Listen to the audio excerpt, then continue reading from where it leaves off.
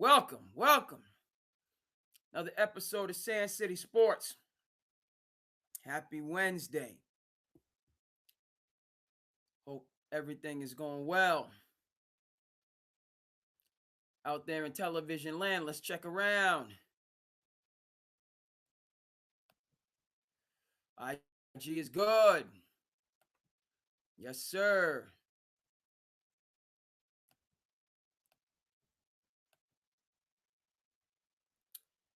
Twitter is good. Let's see what the situation is with the mothership. See where YouTube is.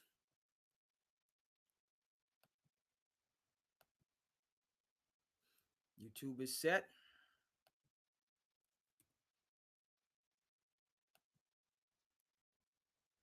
See how we're doing on Twitch.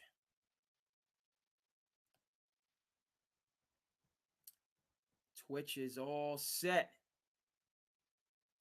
Excellent. Let's move a couple things around. Just listening to interview the other day. Robert Caro,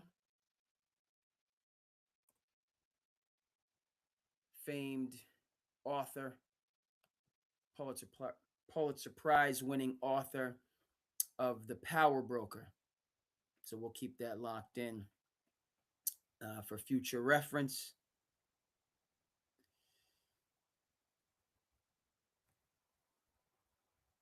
Uh-oh.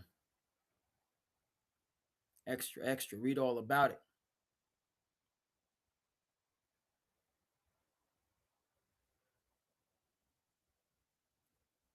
Okay. All right, we might start there. We will start there with the LeBron James sweepstakes. But before we do, again, hope everybody out there in television land is doing well. Your boy, Cape Cod Kid. I'm hanging in there. Have to say I'm doing a little bit more than hanging in there. I'm doing well. I've had a good day, a busy day, hopefully a productive day here on the Cape. Number of things taking place. Still have school business to get done. So I had a productive meeting. Our men's league played. So guys went out and hooped tonight. Need to get the feedback on that in terms of the game. Appreciate the guys stepping up and going out there and hooping when the whole squad couldn't be present. And now time for my passion project to come in and say, hey, this is what's going on in the world of sports. But also, and more importantly, this is what's going on in our individual lives, in our day-to-day struggle, grind, our day-to-day progress, right? And so excited to discuss that. And of course, mi casa is su casa. And so folks are welcome to join the conversation if so inclined. All right, that's it. Get ready. It's going to be no delay. All right, we're going to get things moving and grooving and take on off.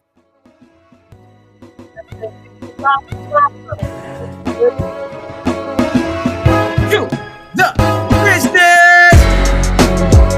I am your host, Cape Cod Kid, underscore known as Andre King. What's good? Thank you so much for tuning in. Back here to bring you the sports and the story.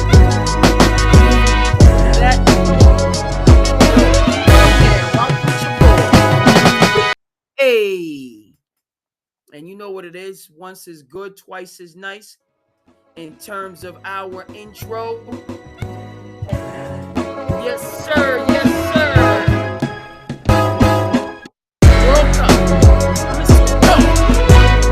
We got the final on the horizon of the World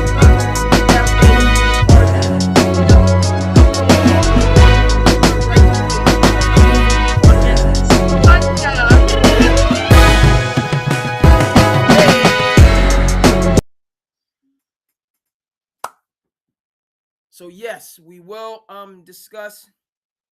And just a full disclosure, I had school commitments today. So as I said, we had our meeting today. It's a very good meeting, productive meeting.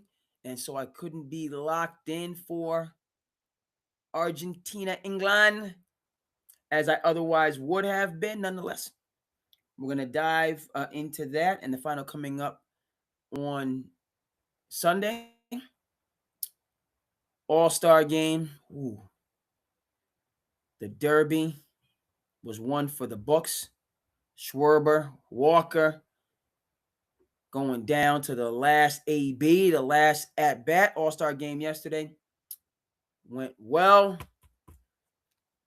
A shutout on one side, but hey, it was a good game. I liked how they incorporated so many things, right? Oh, beautiful. For spacious sky, right? I'm watching the game. Next thing you know, we got America the Beautiful. Okay, I can rock with it. Next thing you know, we have philanthropic time, if you will, right? Making sure that we donate for a cure. Looking at all those who have been affected by cancer.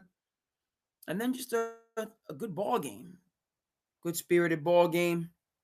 Impactful ball game dictating the home field advantage for the World Series. Celebration of the game. All right, so we will dive into the All-Star game. All right. We're going to start with the gift that keeps on giving.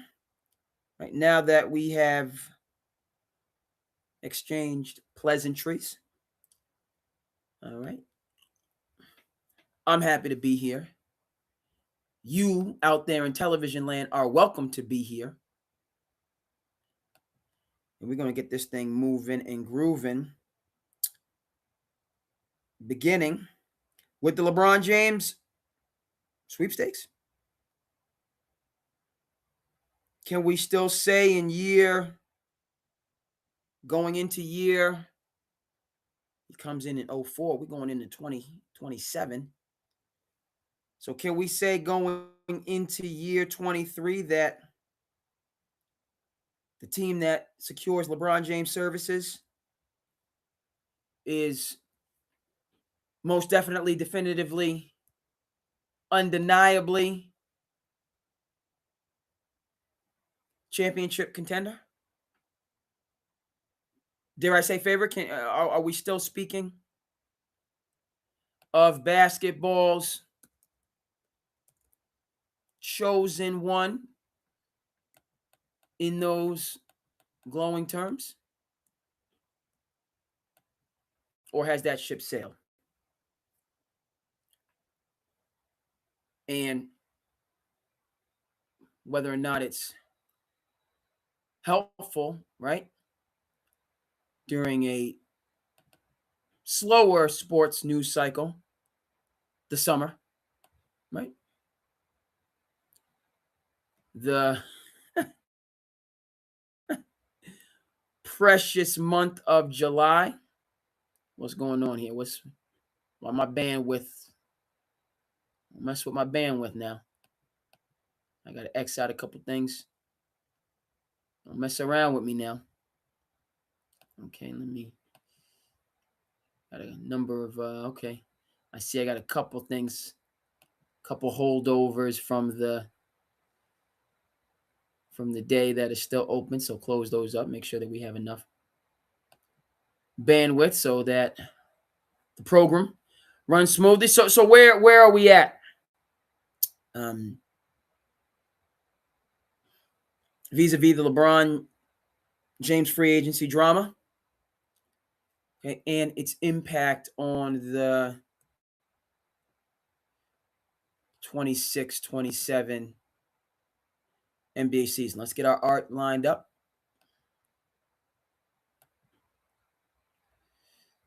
And take off. All right. 1, 2, buckle my shoe.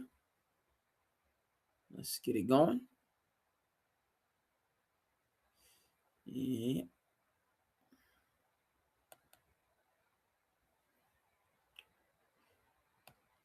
I gotta. It's putting together a presentation, and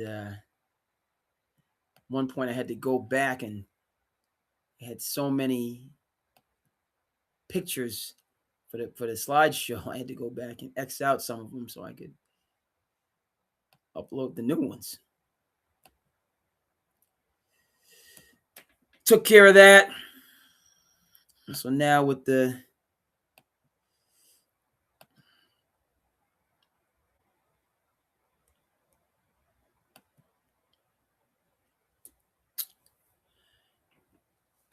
Poly Market Hoops.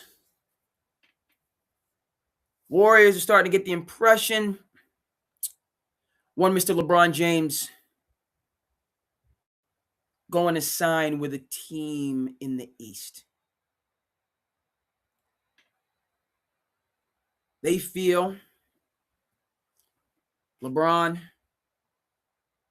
content to leave the Golden State. All of his media holdings, projects, forthcoming deals, and take his talents back across the mighty Mississippi. Which begs the point: is Cleveland? Gotta look at a map. Is Cleveland east or west of the mighty Mississippi? Let's say Cleveland is. Think about this. Let's say Cleveland is west. Okay. Let me check that right quick. Right, Ohio. Google, give me a, and then we'll come up. Why is Google not showing me where the mighty Mississippi is? Should see the mighty Mississippi. I'm not trying to look for highways and byways. I'm looking for the mighty Mississippi.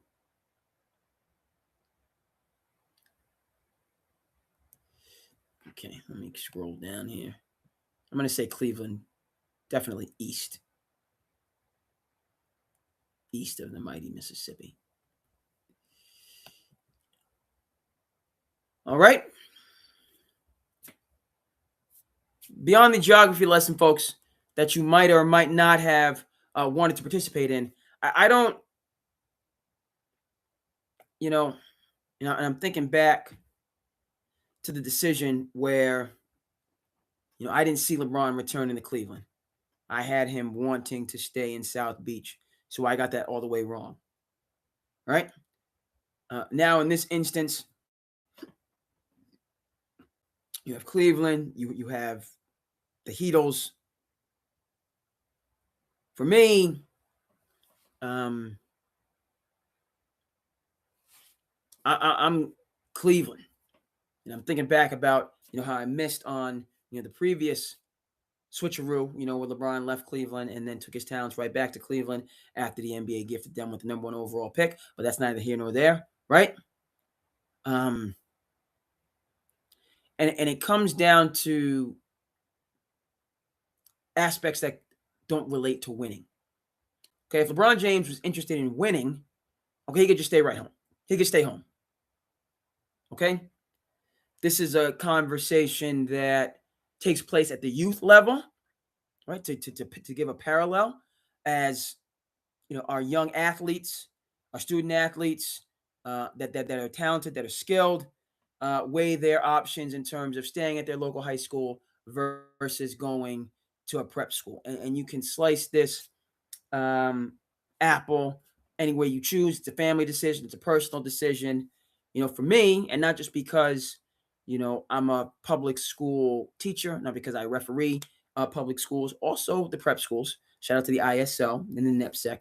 Referee prep schools as well. Okay. But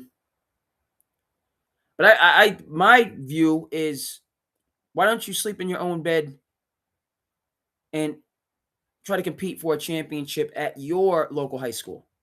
And then, of course, you can always take your talents to prep school to do a PG year, so on and forth, if you need that. If you're one of these top players, ESPN players, it doesn't matter where you are.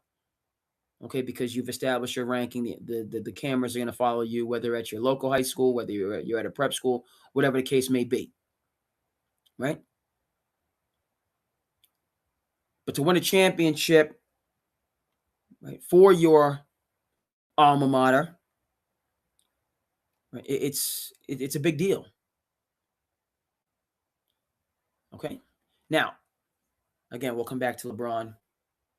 That's my pitch for players that um, it's my pitch to everybody, frankly.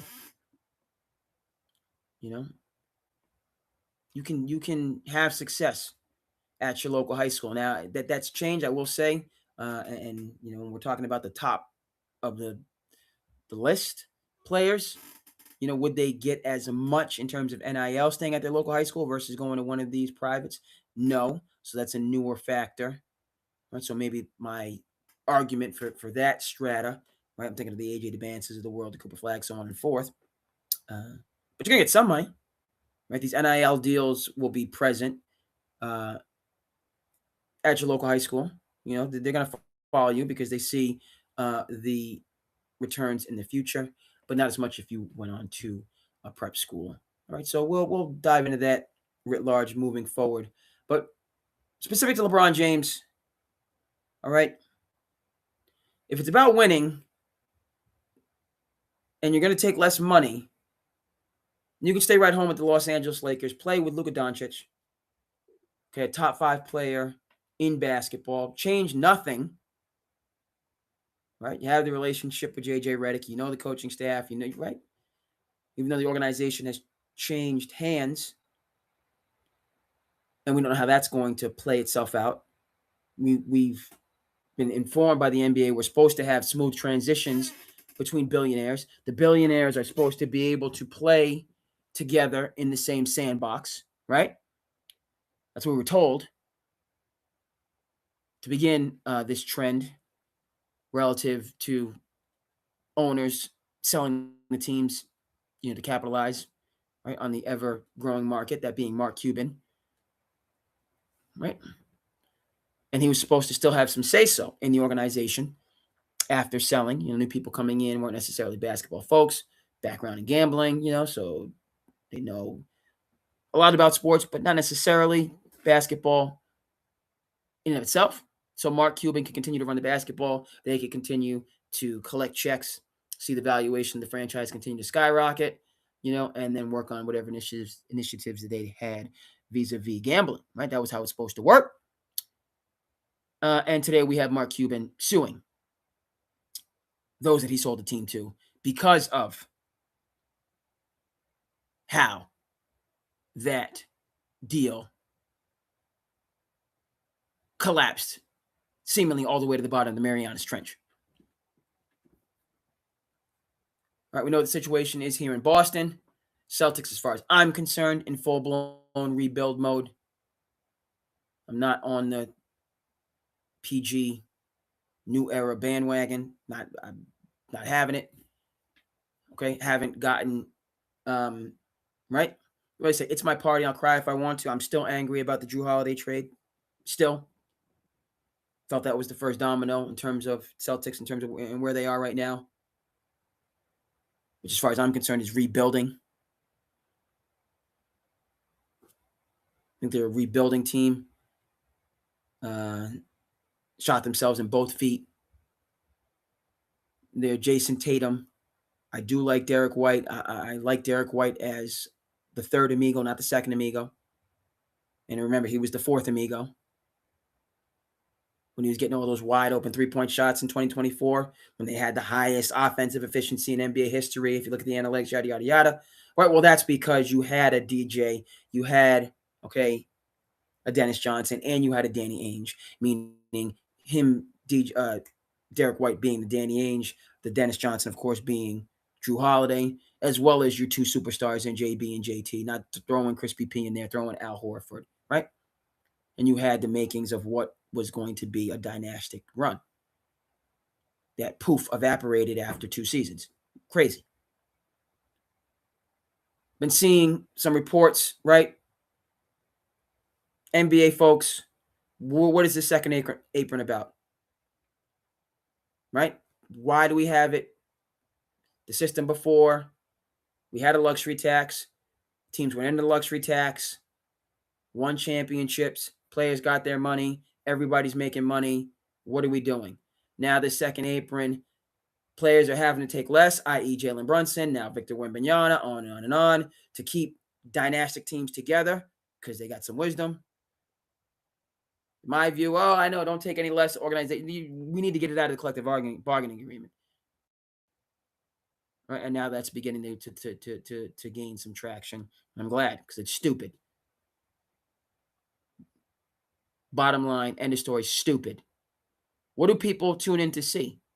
Great basketball, relatable basketball, things that they can identify with. What's the point of building a dynasty? Excuse my French because I continue to use. I mean, it's not French because I didn't swear. I didn't use a four-letter word. But this I'm. It's upsetting to me. Would it be upsetting to? Now I grew up in the awesome '80s, but I didn't live. I need talk to Celtics fan like the awesome '80s. Okay. I didn't live the awesome '80s. We'll come back to LeBron in a second here. We're going to come back to you, LeBron. I'm talking, we're going to come back to Bron.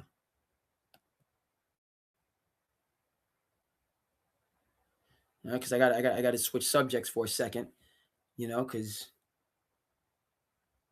it's bothersome to me on a number of levels.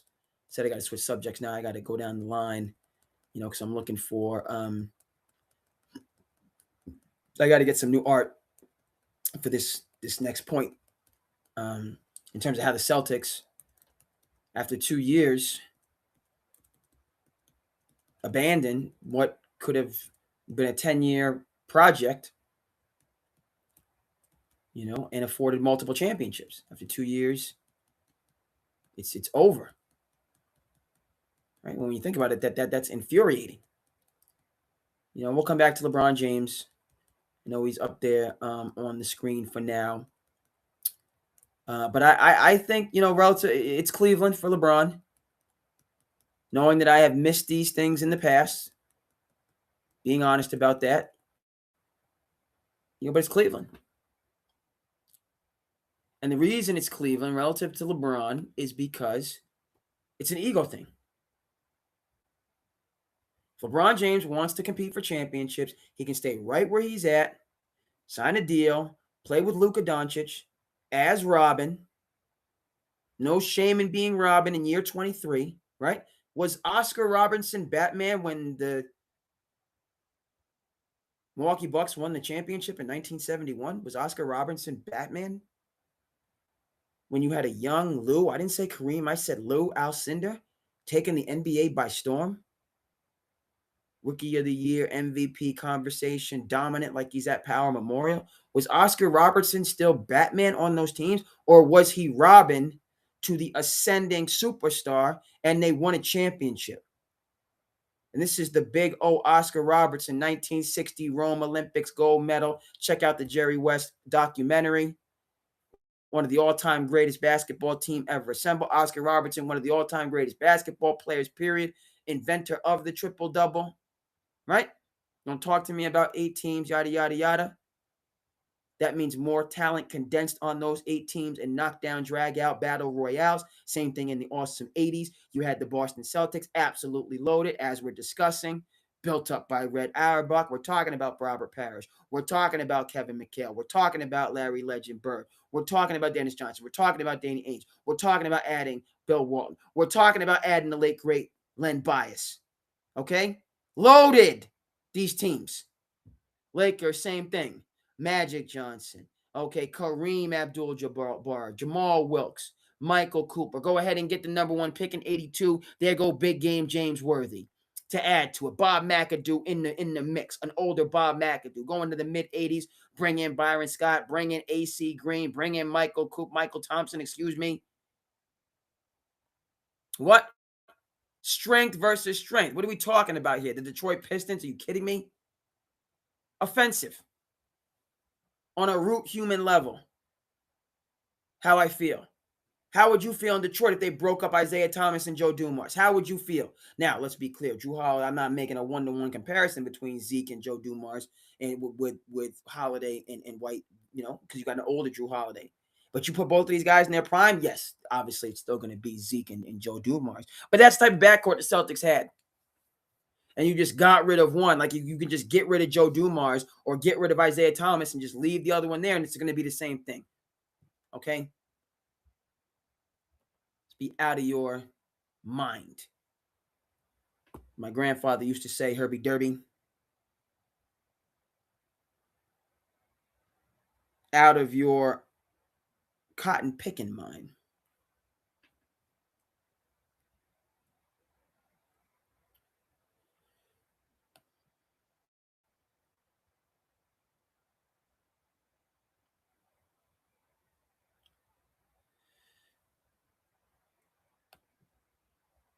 So, it's my thoughts on what happened with the Celtics. Let me just reiterate that point. Okay.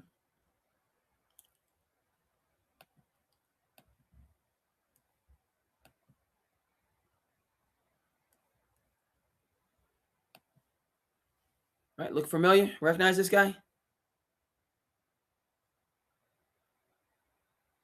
Right. Larry Joe Bird. Do we remember what he did when he walked out of Indiana University? Not doing it. All right.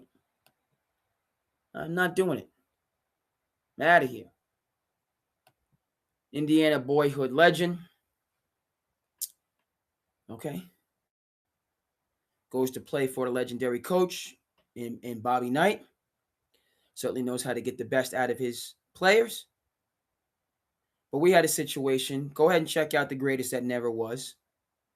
Going to get that for you. Going to add that art. I keep referencing that. Going to add that art. The Greatest That Never Was. Okay, about Marcus Dupree. 30 for 30 gold.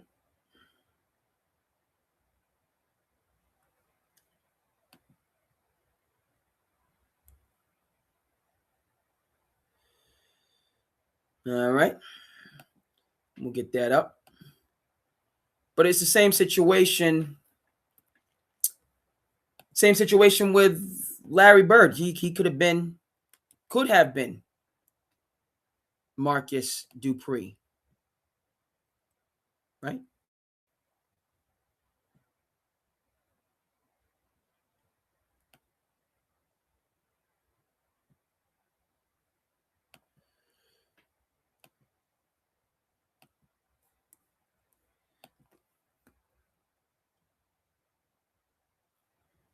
Art a little bit off. I'm going to get the right art. By the way, hope everybody out there in television land doing well. Hope you're having a good day. We're discussing LeBron James Poly Market, one of these new platforms in the ever-changing world. This world that we're living in, this brave new world that we are living in. Right? Brave new world that we're living in. What in the Sam is going on here?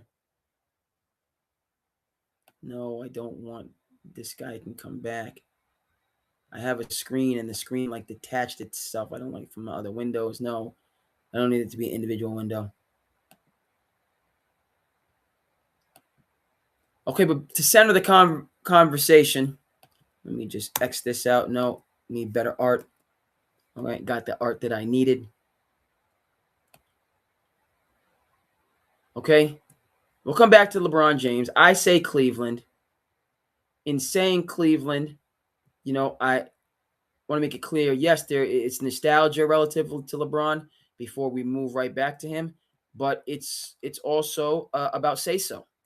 It's also about say so, and Cleveland is where he will have the most say so. Okay, he's not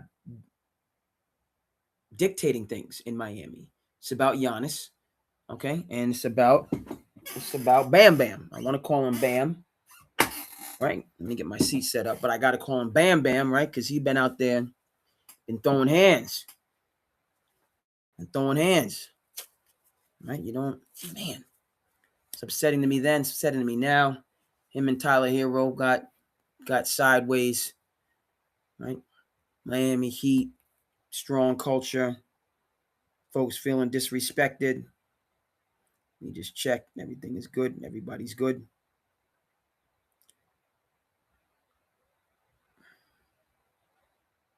Okay. Wise man once told me no news is good news. Everybody's all right. So that's good. So why are we looking at Larry Bird, folks? We're looking at Larry Bird because, we're talking about LeBron James. Now we're talking about Larry Legend. But the connecting piece is, for me, LeBron's going to Cleveland. I'm 10 toes down on that, while admitting I was dead wrong in terms of the second decision. The first decision was to go to Miami, and the second decision was to return to Cleveland. I thought, man, we're talking about Cleveland. There's nothing there. Podunk. Okay, you in Miami, right? Right. Party in the city when the heat is on all night to the break of dawn. All right. Those Will Smith jams that still rock out today. Why you gonna be in Cleveland, brick cold in the winter? Nothing to do versus you in the sunshine, South Beach with your boys. I said, no way he's leaving. He was out. Okay. And there's a connection there to the picture that we're looking at right now with Larry Bird, in that, yeah, big city, bright lights, all these different opportunities, but it can't beat my hometown, man. It ain't beating my hometown. Right? So first of all, you get a little bit older, you don't need to always be out and about. Even though LeBron, he's still, he goes out and he participates. He's at the Jay-Z concert, earlier, right? It was the last weekend, so LeBron, but at his level, he can be on a PJ and go wherever he wants. That's nothing. A. B, after you've been here, you've been there, all the, you tend to just appreciate the little things, and, you're always going to be connected to where you came from. So, yeah, Cleveland might not be as exciting, and I don't think there's a question as a place like South Beach, but it doesn't come up to home. Right? And people say it doesn't come up to home in my eyes. Larry Bird always going back to French Lick, Indiana. I want to be with my people. I don't need to be at all the different events all the time. A. B, you get to a certain level, if you're Larry Legend, LeBron James, the social network comes to me. So if I'm in Cleveland, the network, you're not going to be lonely if you don't want to be. If you want to have events and be festive, even if you are in Podunk, Cleveland, French Lick, whatever, Oklahoma City, okay, there are going to be people that are going to be want to be around you. All right. Play your music, have your gatherings, be responsible, be safe. There you go. Okay, so there's that component. All right, but the reason we're looking at Larry Bird taking out the trash, which was his job, if we remember, after he left Indiana University, because he wasn't trying to hear how Bobby Knight was coaching him. Not that Bobby Knight's coaching style was in any way, shape, or form wrong. It wasn't applicable for Larry Bird. Okay, it was certainly applicable for Isaiah Thomas. Tell that story, right? Another. But for me, one of the things I always get confused. Got to shout out to Uncle Shannon, Unc, Nightcap, Club Shay Shay, so on and forth. I always get confused if it was Dan Reeves or Mike Shanahan said, listen, I'm going to treat you all fairly. I'm not treating you all the same. Let's get that clear. I'm going to treat you all fairly. I'm not treating you all the same. So we're going to understand that from day one, right? And that's coaching. That's championship level coaching. That's the real. Let's be real here, folks. Treat you all fairly. I have your best interest in mind. There's the business side of it, certainly in sports. There's a personal side, in terms of what you're bringing to the table, but I'm not treating you all the same. Okay, Boston Celtics, Red Auerbach, in the day. Yeah, Bill Russell show up to practice, take out a newspaper, he's chilling. Everybody else out here with Red running sprints, and, Bill Russell's over there sitting on the sideline reading the paper. Guys like, well, what's going on? Hey, Bill's reading the paper today. That's what he's doing for practice. You got any questions?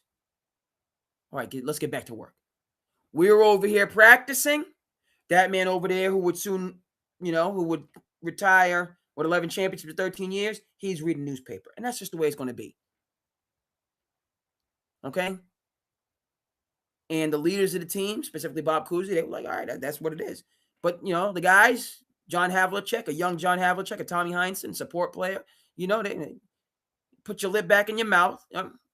No, we ain't doing none of that. Russell's reading the newspaper. You guys are out here working. Period, end story. Let's go. They got on board with it and won championships. Okay, so I say that, again, back to Larry Bird, and you learn like a little bit about him, his background, one of our treasures here in the Commonwealth, Bob Ryan, the Hingham Hammer. Shout out to Bob Ryan. Played in a men's league for many years in Hingham, the South Shore Sports Center. Awesome. Some of the best days of my life going up to Hingham to play in the South Shore Sports Center. One time there was 3 Cape teams making that trip. Shout out to the CCBL, Cape Cod Basketball League. There's 2 of them, actually. Shout out to the Summer League, run by one Mr. Adam Rose, doing a tremendous job. And then the league that runs in the winter, CCBL, run by Matt McMurrow, doing a tremendous job. Shout out to you guys in terms of the contribute that you're making here in the Cape and Islands. Can't be understated. Yeah, but we would be up in Hingham, man, just glorious. Playing, trip up, trip back, talking, breaking up the week, getting exercise, sharing community. Some of the best days of my life. Just tremendous. But along with that, folks, yeah, Bob Ryan, the Hingham Hammer, lives in Hingham. One of the great sports writers in the country. Okay, but, might have written more than one book about Larry Bird. But talking about his background. Okay, Larry Bird comes from a big family, one of 7, 8, 9 kids. His dad committed suicide. In his formative years.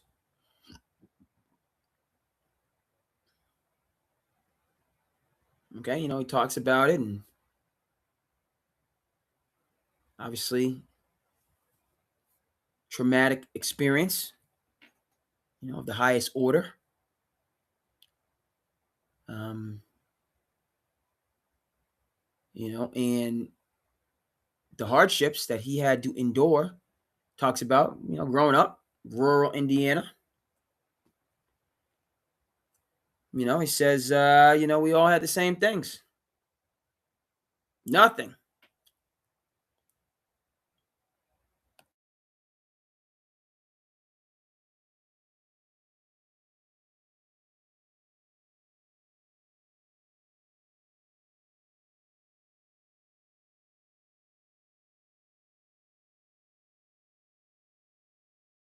Quick mute there, folks. Got a call, family. Appreciate that. Mom reach out. Got to make time. Even on the pod, mom reach out. You got to, hey, there you go.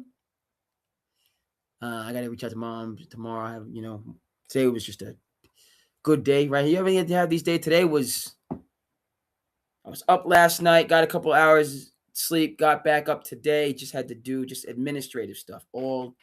Today was an admin day, just doing this, doing that, doing this, doing that, doing that. Had a meeting, it's like I said, we had a men's league game, come out of that. I don't know if you guys have had, I imagine you have those days. I don't know if I'm gonna make it. I don't know. And I had those times where I was just like, man, I'm feeling it. Somehow I got here to do my passion project. So that's miraculous in and of itself. Because when I started, when I getting up, man, I was dragging. It's dragging. So I'm happy to be here. I'm thrilled to be here, man. It's a beautiful thing. But, got to call mom. Mom reached out, So, yeah. Let me just make sure people know if they want to jump in. Right? The conversation started with LeBron James, and we're getting back to LeBron and the most recent prognosis, him going to Cleveland. It's not him going to Cleveland. That's me chiming in, nosing in. It's him going to a team in the East is what it is. And it's twofold in terms of the conversation we're having. A, I think if it's about championships, you stay in Los Angeles and play for a top 5 player in Luka Doncic. You go to Miami and play with a top 5 player in Giannis Antetokounmpo, or you go to Golden State, okay, and be right the AARP Warriors, but still you team up with Chef Curry, you team up with Draymond, talk about AD, and go from there. I'm saying Cleveland, folks, because he's going to have more say-so in Cleveland. There's been reports. Don't count out Pat Riley, and I'm not changing my take in any way, shape, or form, ladies and gentlemen. But it does need to be established. LeBron James and Jeannie Buss, there was no love lost there, right? No love lost there. All right. LeBron, he has his style, player empowerment. Jeannie Buss inherited it from her dad. She's not having it 10 toes down in terms of maintaining the legacy and the winning legacy. She's been through the battles, the battle royales, many of them, and is all, and he's a Jeannie ain't afraid of no smoke. Jeannie running to the smoke. Jeannie running directly to the smoke if you want some action. You get it. You can get it with Jeannie. Okay, and she's been in the battles, she's been in the wars of every variety within her family, within the organization, with people. She's had relationships, her and Magic on the same page, not in the same page. Jeannie ain't playing when it comes to the basketball business. Okay, but Jeannie's a winner. Lakers win championships. So, LeBron's very strong on his side, Jeannie on her side. Fine. Point of fact for me, folks, again, I just you can stay where you are to win championships. That's my issue, as I've said with Giannis. But then again, you got Pat Riley there in Miami to set the culture.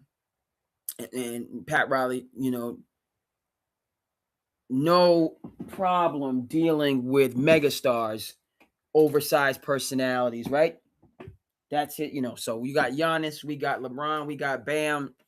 Pat Riley not fazed by any of that. You're going to come in here, we're going to play Heat basketball, and we're going to compete for championships, okay? We're going to do it the right way, okay? Pat Riley, I put him up there with Coach K, right, in terms of a pop of it, in terms of just his ability to, the bigger the star, the more those leaders are going to, okay, take the reins and get it done. All right, but again, we're looking at Larry Joe Bird right now with the trash can. Right, had tragedy in his background, in his personal life. So the drill sergeant approach with Larry Bird, not going to work.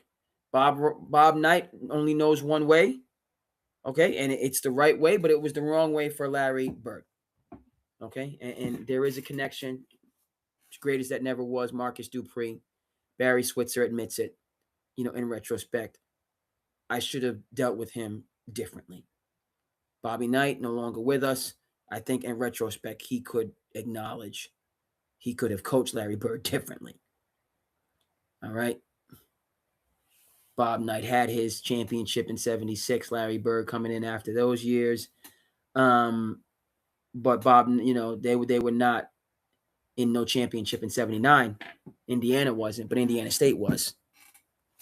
Shout out to Kareem Abdul-Jabbar, Robbie Avila, playing for the Lakers. Yeah, Indiana State was in the Natty, based on the work of Larry Joe Burt. Okay, Knight could have could have coached him different. All right, but also, folks, the superstar who had no problem being a trash man, a garbage man, right? The way he tells the story, he leaves Indiana knowing full well, all right, this is the first ballot, one of the greatest basketball players to ever live. He leaves Indiana. I'm not playing basketball. I'm gonna go back to front. This is one of the greatest basketball players ever to live. Knowing full well the parameters. I'm not playing basketball, and there's gonna be some consequences. Losing out on money. I'm losing out on fame. I don't care. Not gonna be coached in that way. Don't feel comfortable in this situation. I'm out. Well, back to the coal mine for you. Good. Anything else?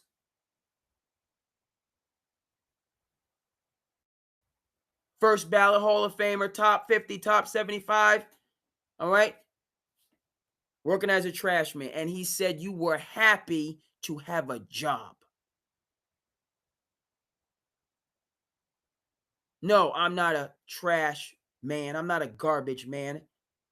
All right. I'm someone who's gainfully employed. That's what I am. I have a job and I'm grateful and I'm working my tail off at this job. Garbage man. Trash collector.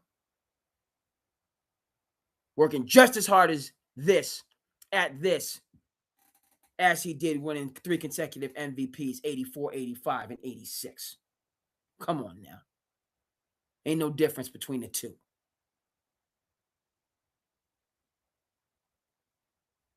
Right? That's the tone Larry Joe Bird set for the dynastic Celtics of the 80s.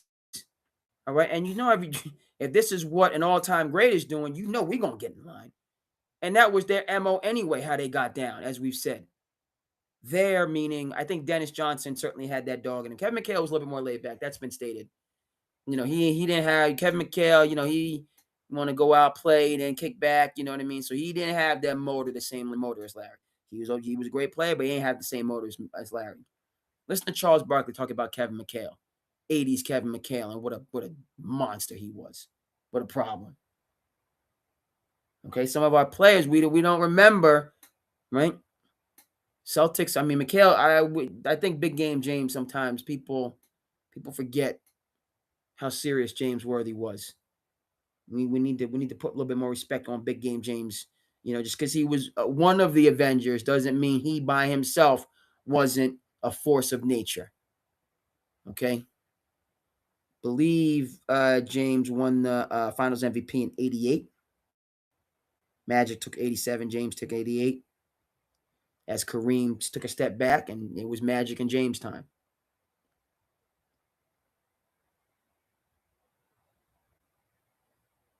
Okay. Right. I'm not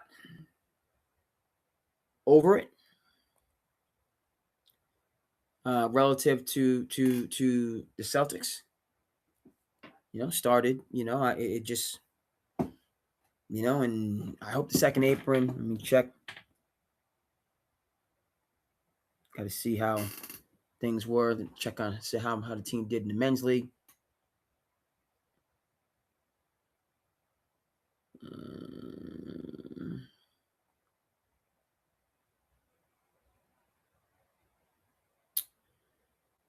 Not great. Lost by 17. Only scored 57 points, so bit of a struggle. Kid scored 37.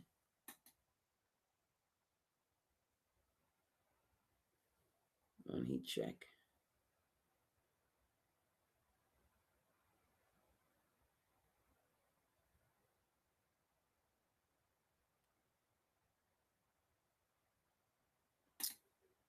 Okay.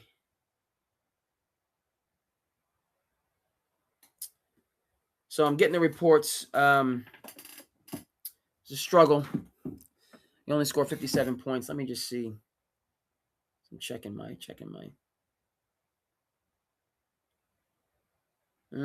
Game 1 in overtime. It's good games tonight.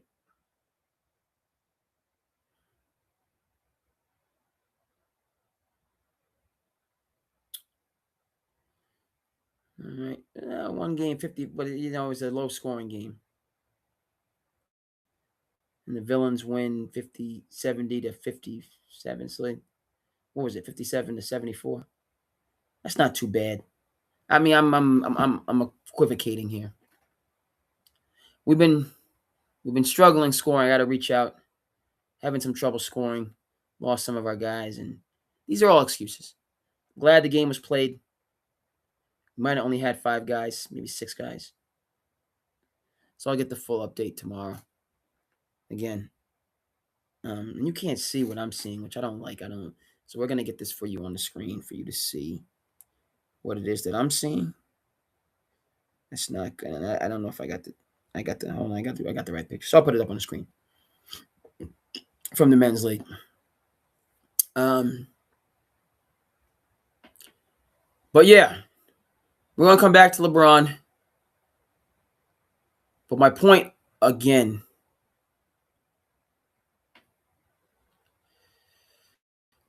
Could LeBron James win a championship with the Cleveland Cavaliers? Just like because Cleveland's legit. All right, Mitchell, Harden, Mobley, Jared Allen. You throw LeBron in the mix. Kenny Atkinson can coach. Need to stop talking about analytics in the doggone pressers after he loses, but he can coach. So Cleveland could win it. Miami could win it. Lakers could win it. Golden State could win it. LeBron James, King James, can still be a king maker, even though he has relinquished, given up the crown. Okay? No shame in his game because it's year 23. And you're talking about future Hall of Famers in their prime, in their 20s. Luka Doncic, Giannis Antetokounmpo. Well, Giannis might be 30. Okay, what is Giannis? 29, 20. I got to get Giannis's age.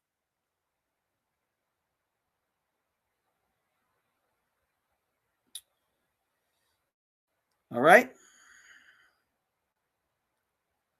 No shame in that.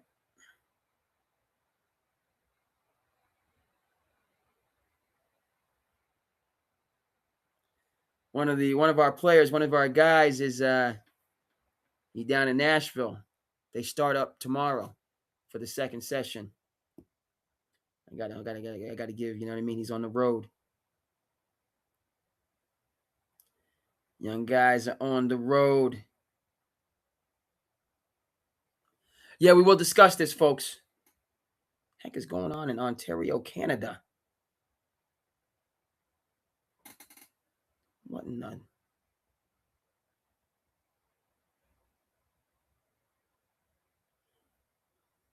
Ontario? What?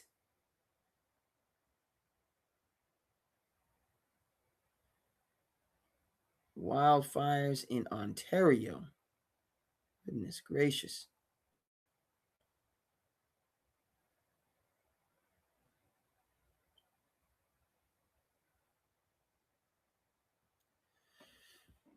All right. Had somebody check in with us briefly. Appreciate you. We're here. Me, Casa, Sukasa. Again, say it again. Know there's plenty of platforms, plenty of things going on, but jump on in.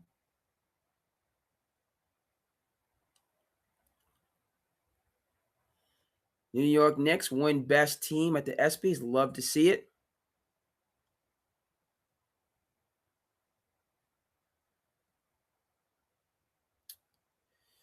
Okay. Just checking the updates here. Love to see my Knicks getting their flowers.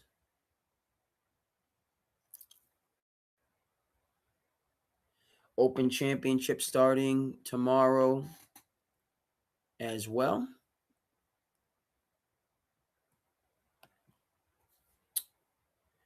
All right, so some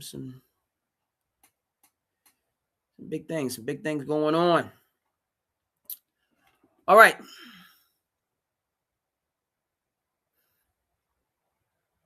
Does this kind of get old? The LeBron James sweepstakes? No.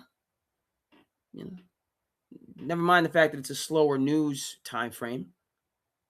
Right? This is a part of the player empowerment era. Something that LeBron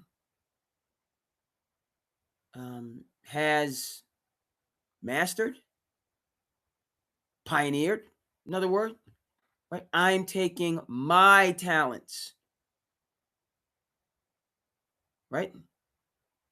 I am the superstar, the all-time great, a major stakeholder. Look, I want to remind folks, LeBron James of yesteryear, who goes by the name of Jim Brown, you know how he was treated for having this same approach? Right?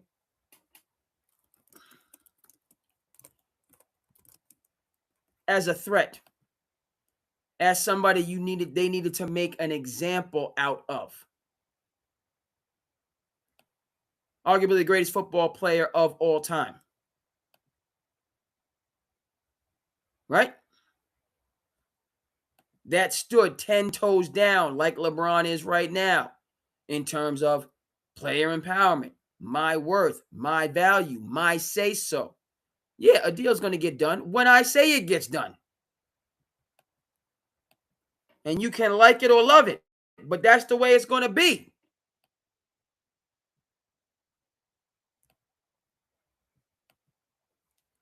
All right?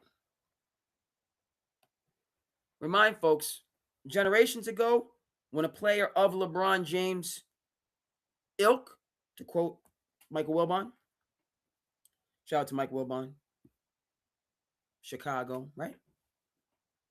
Had that same attitude and way of doing things, Cleveland Browns were like, no, we're going to make an example of you. We're going to treat you no different. All-time great athlete in American sports, treat you no different than the kicker. You don't have no more say-so or privileges than the kicker. I'm going to be the greatest person to, the greatest athlete to pick up a football. We're going to treat you the same as a kicker. I'm out. That's the way the system wants to conduct itself. The system can go on without arguably its greatest player. And everybody lost. Everybody lost in that equation. Right? Because, and we could talk about Curt Flood in baseball. All right? Jim Brown having some say so. Jim Brown getting his market value would not have stopped. Excuse me. The continuing increases in profit for the owners. Jim Brown receiving market value as a player was not going to stop the owners from continuing to print money. And we've seen that. Player empowerment era in the NBA. You want to talk about football, NIL, whatever the case may be. College football, these universities are printing money. And now the players receive a small portion of that vis-a-vis NIL. Yeah, the parameters are different. But because now you have a liberated workforce versus one that was subjugated. Okay, but let's be clear on this. Everybody is making money hand over fist. Just because we know how much the player makes, that's 17, 18, 19, they got a couple $1 million. We don't seem to remember that these universities have billions of dollars. and that these investments that the universities or the boosters are making in the players in millions return billions or tens of millions based on the bowl games, based on the TV contracts, however you want to slice it. So nobody's losing money here. One contingent, i.e., the players, only happen to be getting closer to their market value. And this culture owes a lot to LeBron James and how he conducts himself and how he's continued to conduct himself. And he saw the future back then. He took the arrows based on the decision. People use a lot of the same arguments that they're using now relative to the college athletes, which don't hold up. So we took the flack. All right. Change some things here and there.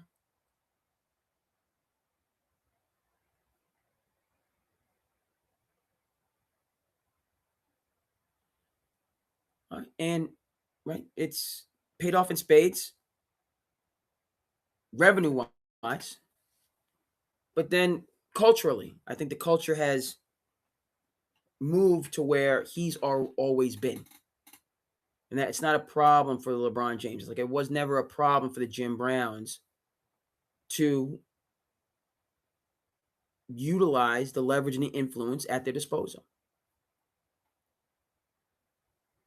and not just accept the standard line from whether it be the organization, NBA in this case, NFL in Jim Brown's case, or whatever team wants that player to take a deal, which ultimately the deal disproportionately favors the organization. Rather than being a more level deal where the player gets more, but the organization still gets much more.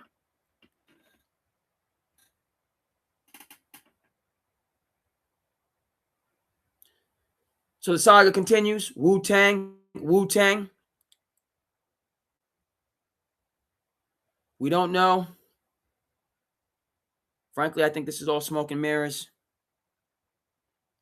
I think he could sign with any of the Warriors, the Browns, the Cavs, or the Heat, making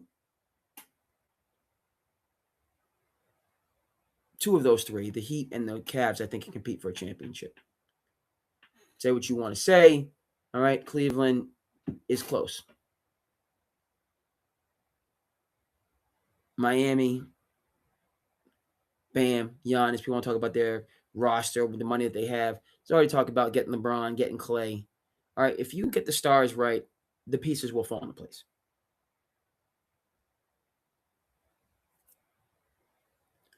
It goes to the Warriors. Don't think they're necessarily a championship team with LeBron, Jimmy, and Steph. But they're, a team that can mix it up. Challenge some teams. All right, we saw what happened to the Houston Rockets this year after, a regular season, where they were in the mix. They were in the hunt. They were supposed to be the second team to challenge Oklahoma City. The Spurs usurped them, but because the Spurs, were about team, and Houston was a bunch of young guys that needed guidance and direction, that were learning on the job. And Kevin Durant, who we now know, right, is, he's Scotty. He's Scottie Pippen. Very gifted player that needs to be in places where there's guidance and direction, because he's not providing that. It's not his MO. It's not who he is. Not who he's been. Not who he's going to be. All right. Kevin Durant is Scotty. All right. He's never been Michael. Nothing wrong with being Scotty.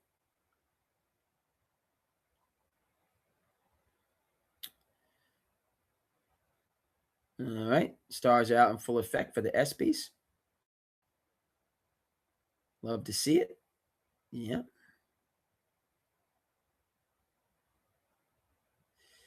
The dress, the red carpet.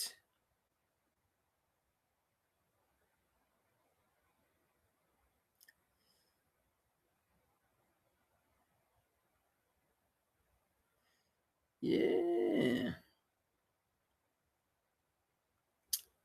Okay. Just a couple updates.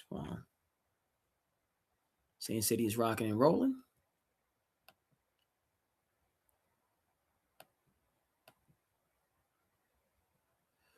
Good across the board on the socials.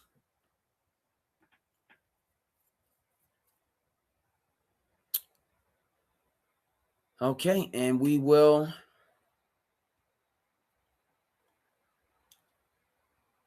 keep it moving and grooving. So the major dominoes have fallen. LeBron is going to wait till the 11th hour. That's fine. But this could be, again, in the East. I didn't include Philly in that conversation. So let's go to Philly next.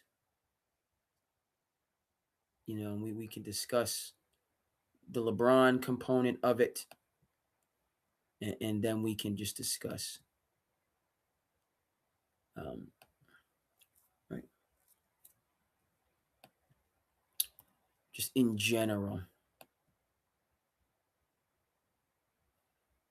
All right. But before we move over to the Philadelphia 76ers, again, hope everybody out there in television land is doing good. Thank you so much for tuning in. SandCity, you know what this is. Hey, SandCity, we in the building, right? SandCity. Shout out to the flag man, right? Extra comfy shirt. And then Plenty Sneaks. Shout out to Plenty Sneaks. Plenty Sneaks was on the road down in PA. His nephew, good ball player, EJ. During the, because guys, we're in the live recruiting period for our basketball players. So very important game, right?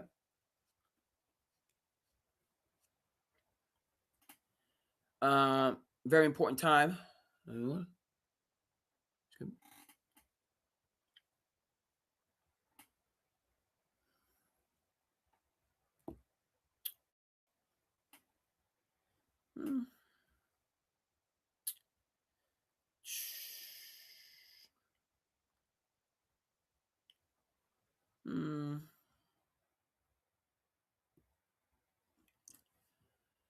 Okay.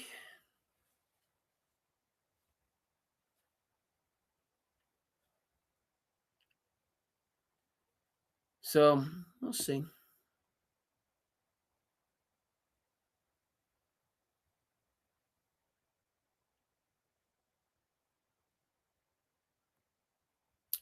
Just got, checked in. Folks said they might make it, they might not. We don't know.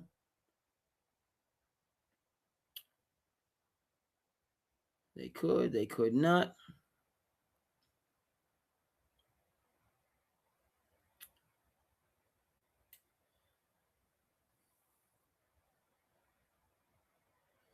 All right. Got the updates. I know we live and in full effect. Just let people know what's going on. Let me just come back.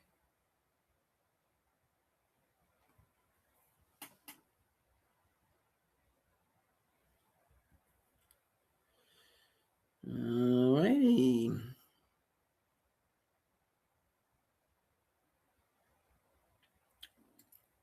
think it's good.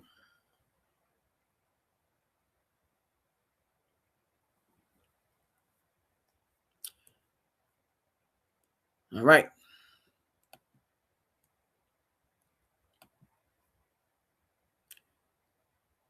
By the way, did I answer the question? Yes, I answered the question. I'm Cleveland. All right. We're going to Philly right now. We're going to the city of brotherly love.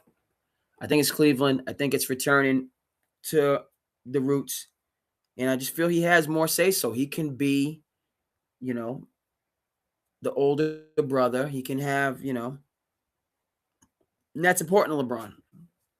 he when you're that lion that's ruled over the Pride Land for so many years, and that's how you've always operated, then that's what you look for. That's why I think Cleveland is going to be the place. He can still, have that role and that influence.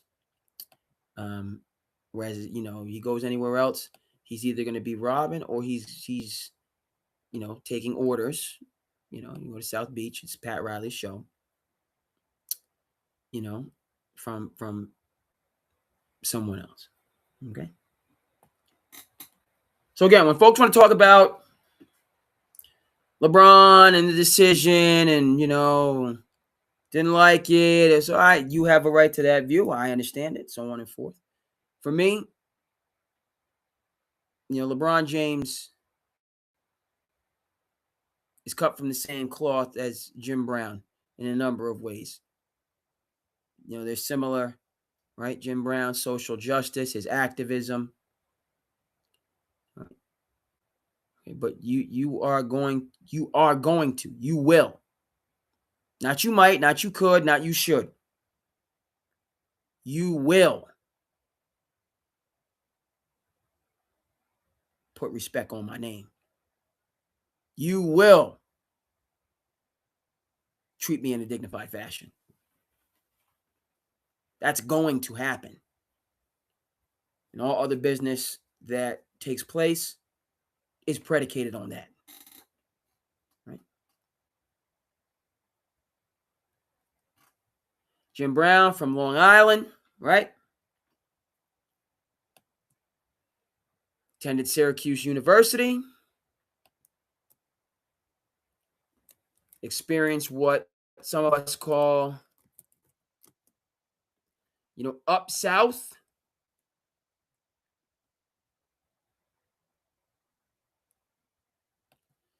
Where, he's on Long Island, which is New York. Right? He's in Philly.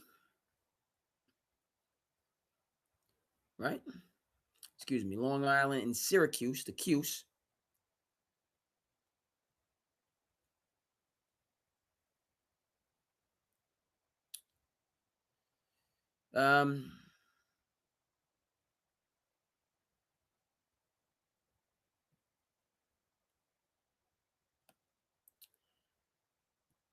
Excuse me, folks. He had to deal with, bias, racism, discrimination,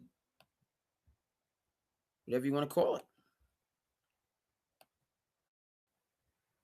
All right. And so he, as he comes into his dominance, right, I'm not going to continue to be treated in this fashion. And in fact, you're going to treat me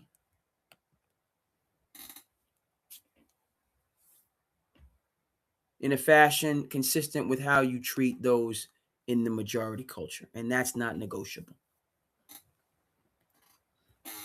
Not up for debate. We're not going to beat around the bush on that.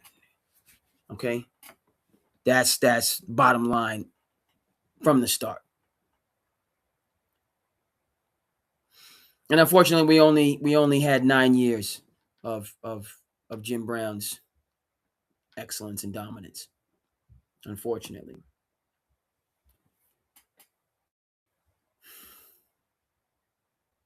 That's where the country was at that particular point in time. I'm thrilled that it's in a much better place during these LeBron James years. Right? And the pendulum has swung. Now the Jim Browns of the world can control the narrative. The Jim Browns of the world in 2026 can dictate terms. The Jim Browns of the world can be the intellectual leaders, right? Can can set the table.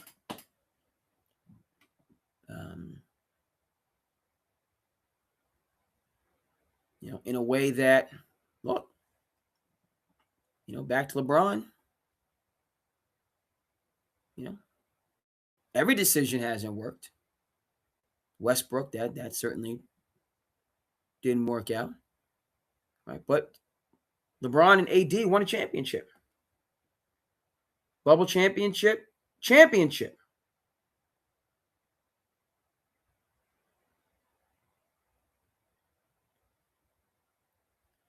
Okay.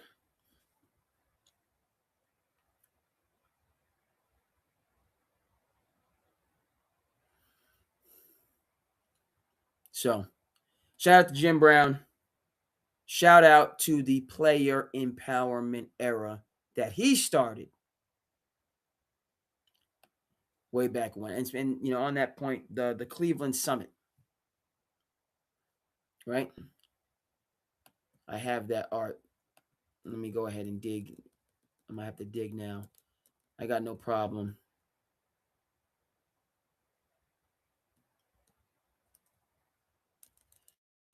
But let's go ahead and dig and get that art as well.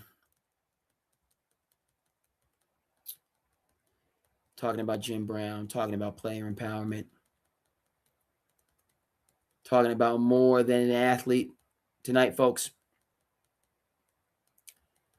And that continuing conversation within our society, in our culture, right? Nothing free. So I have to go ahead and,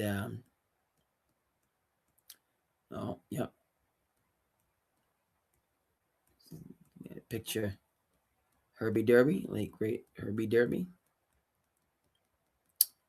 And I'm just pulling up the art to continue. Okay, so it's not there, so I'm gonna get it, because I know the Cleveland Summit got to do a better job of having just knowing specific, where all these slides are, right?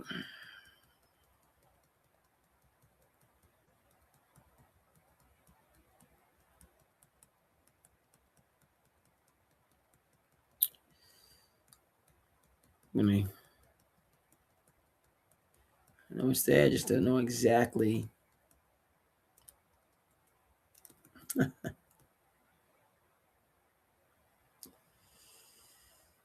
118. Dive into Stephen A. Smith. We did talk last episode. 132. Talking World Cup finals. All right, I see the one throwback for the Knicks. So what I'm looking for the Cleveland Summit.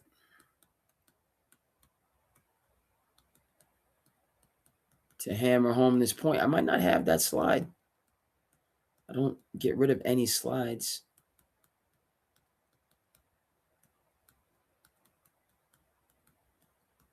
No, I didn't have the Cleveland Summit. My apologies, folks. It's not great production. All that dead air, so to speak. But we'll get it up for you now. And I will have this slide. No two ways about it.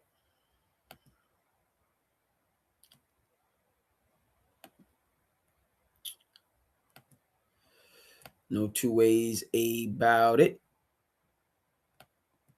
All right, so we're not, it's only fitting. There we go.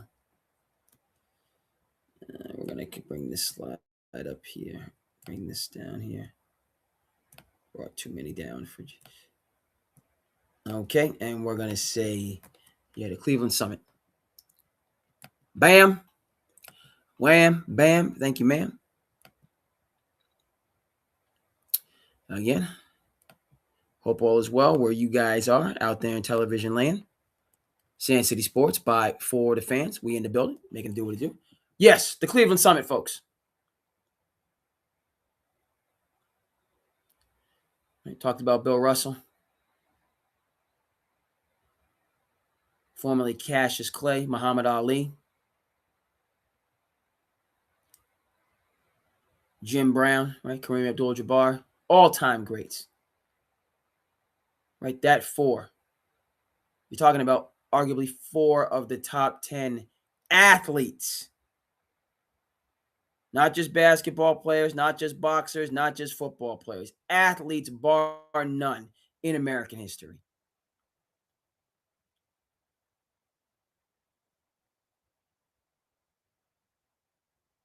Unified.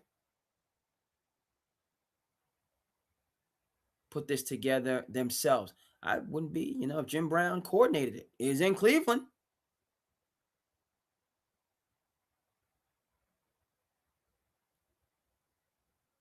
Dignified, upstanding, intelligent.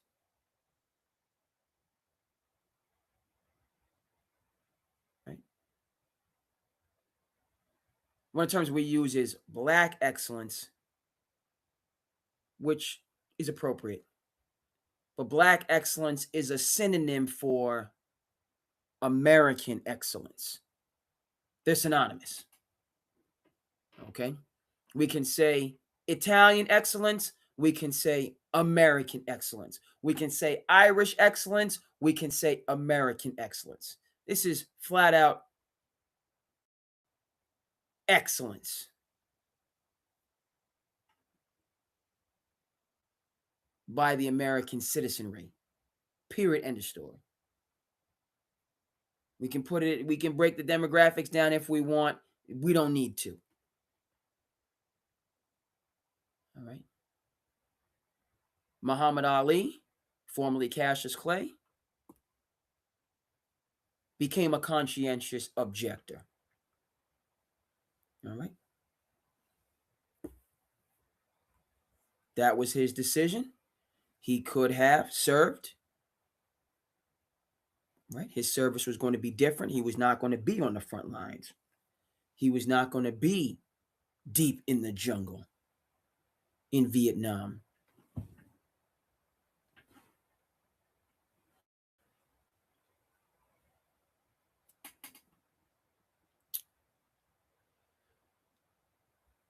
Speaking of which, and I'll get Bob Caro on the screen for you, but that's, I go to, he's one of my heroes. Bob Caro, the power broker. You can talk about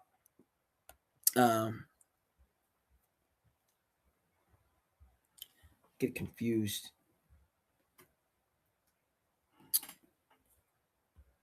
Bob Caro is one of my heroes. Ken Burns, excuse me, another hero, documentary filmmaker. You need to sit down. I don't read. I keep saying that. I got to sit down and continue to read The Power Broker, which is just so beautifully written.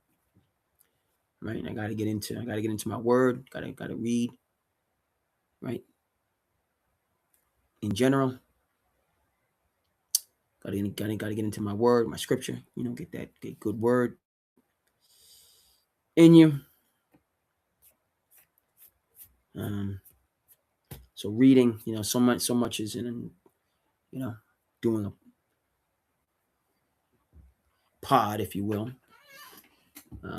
But this is good for now, the hot media, but I got to do more cold media. But the connection point, and you guys like, who the heck is Bob Caro? Bob Caro is a Pulitzer Prize winning author, right? His most notable work is The Power Broker, written about New York City and the shaping of New York City by a man named Robert Moses. So that is just a legendary book. He's a biographer. And then his next series, Lyndon Johnson, his next series of books about Lyndon Johnson. Power Broker is about local power, if you will, right, or power in a municipality or a city. Okay. Whereas this Lyndon Johnson series is about national political power, right? But he writes about, as I just said, political power. So I got a chance to see Bob Carroll do a recent interview about his Lyndon Johnson series. Fascinating stuff, and he's talking about, him writing about the Vietnam years and how difficult that is. Ken Burns, as I said, another one of my heroes. His Vietnam documentary, powerful, right? Did that along with Lynn Novak.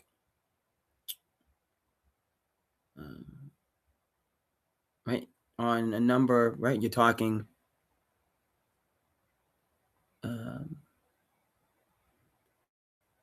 about men, serving their country, right? Some of whom paid the highest sacrifice, lost their life in that conflict.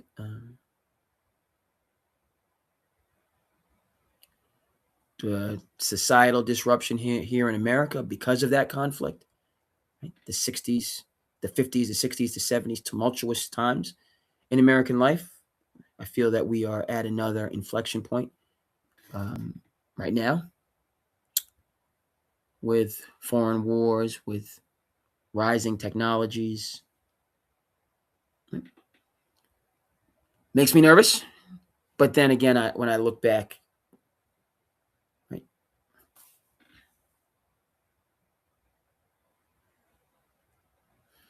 what these men were going through, post-World War II era, Korean War, going into the Vietnam War, societal, social change, right? The formation of the modern American, the America that I know, okay? I have a very different experience than, right, these individuals who lived through the Jim Crow years.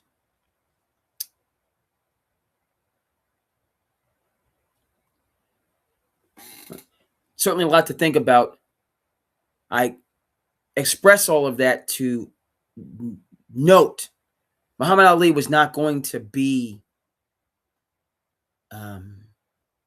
in danger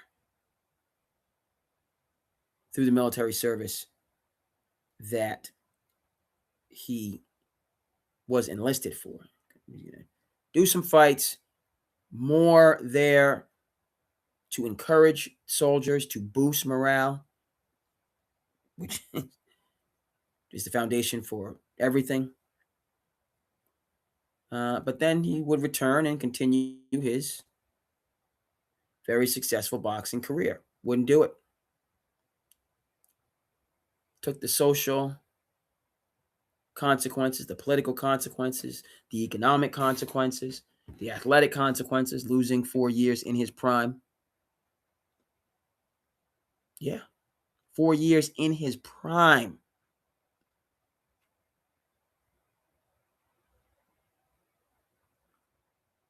Right?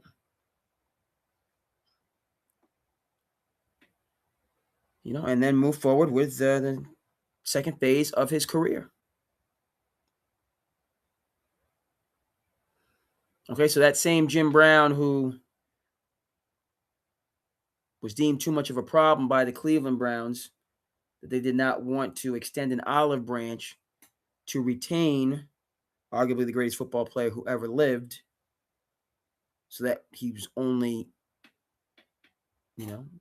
world only got 9 seasons of Jim Brown, during which he set the NFL's all-time rushing record, which stood for decades.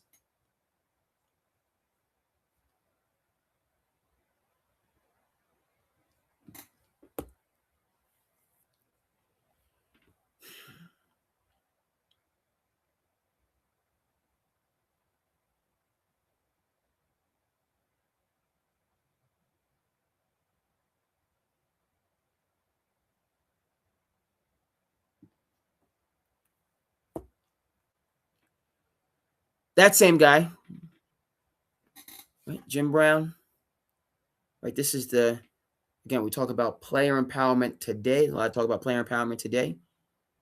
Okay, but it's rooted in social empowerment, cultural empowerment.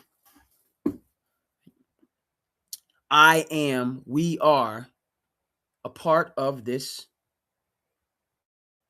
And again, full circle to quote Lyndon Johnson, we are a part of this great society. Okay.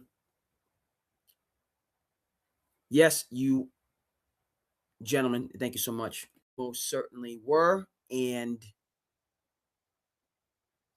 are. Okay.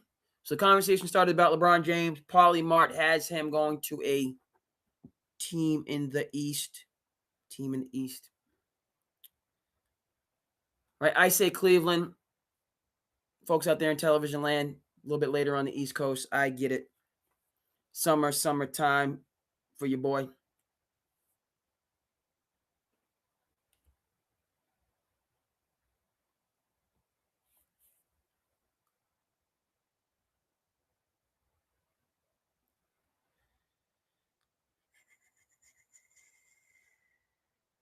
Glad to see folks. You see some good updates on social media. Okay.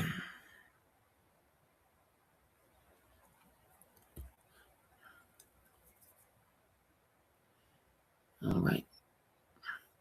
Keep it moving and grooving. Hope everybody out there is doing well in television land. SandCity, by for the fans. Went. Hold on. Okay, we good. We go. Oh, yeah. Okay. Twitter is good.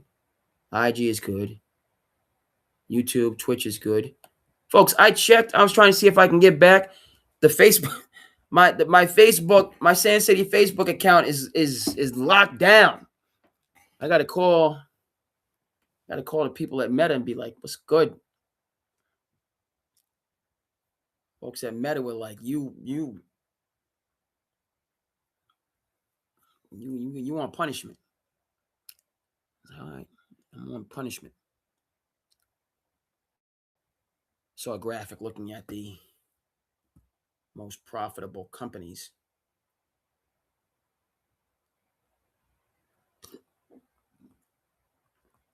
Excuse me. Nvidia was number one, which think about that. It was like, I guess they do. So I'm looking at my computer now, like they do the processing chips for the computers. If I'm getting that wrong. It was Nvidia, Apple, another company. Amazon was a little bit behind. Nvidia, Apple. I forget the third company. All right.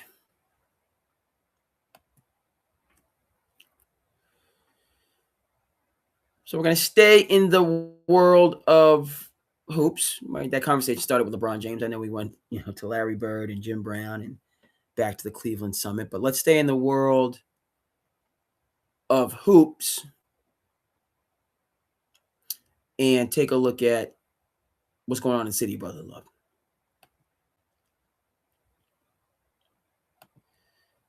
All right, city near and dear to my heart.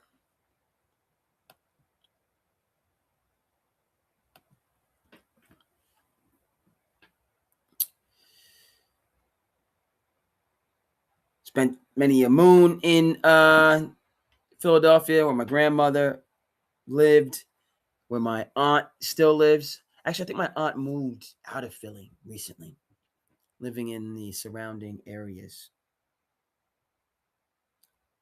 Moved out of Philly.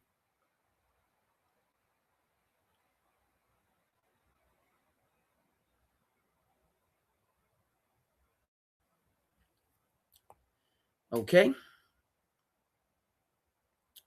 All right.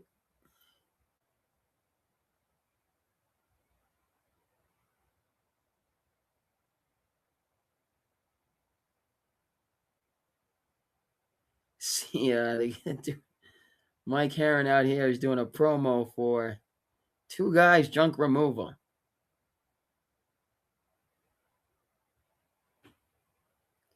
Mike Herron, one of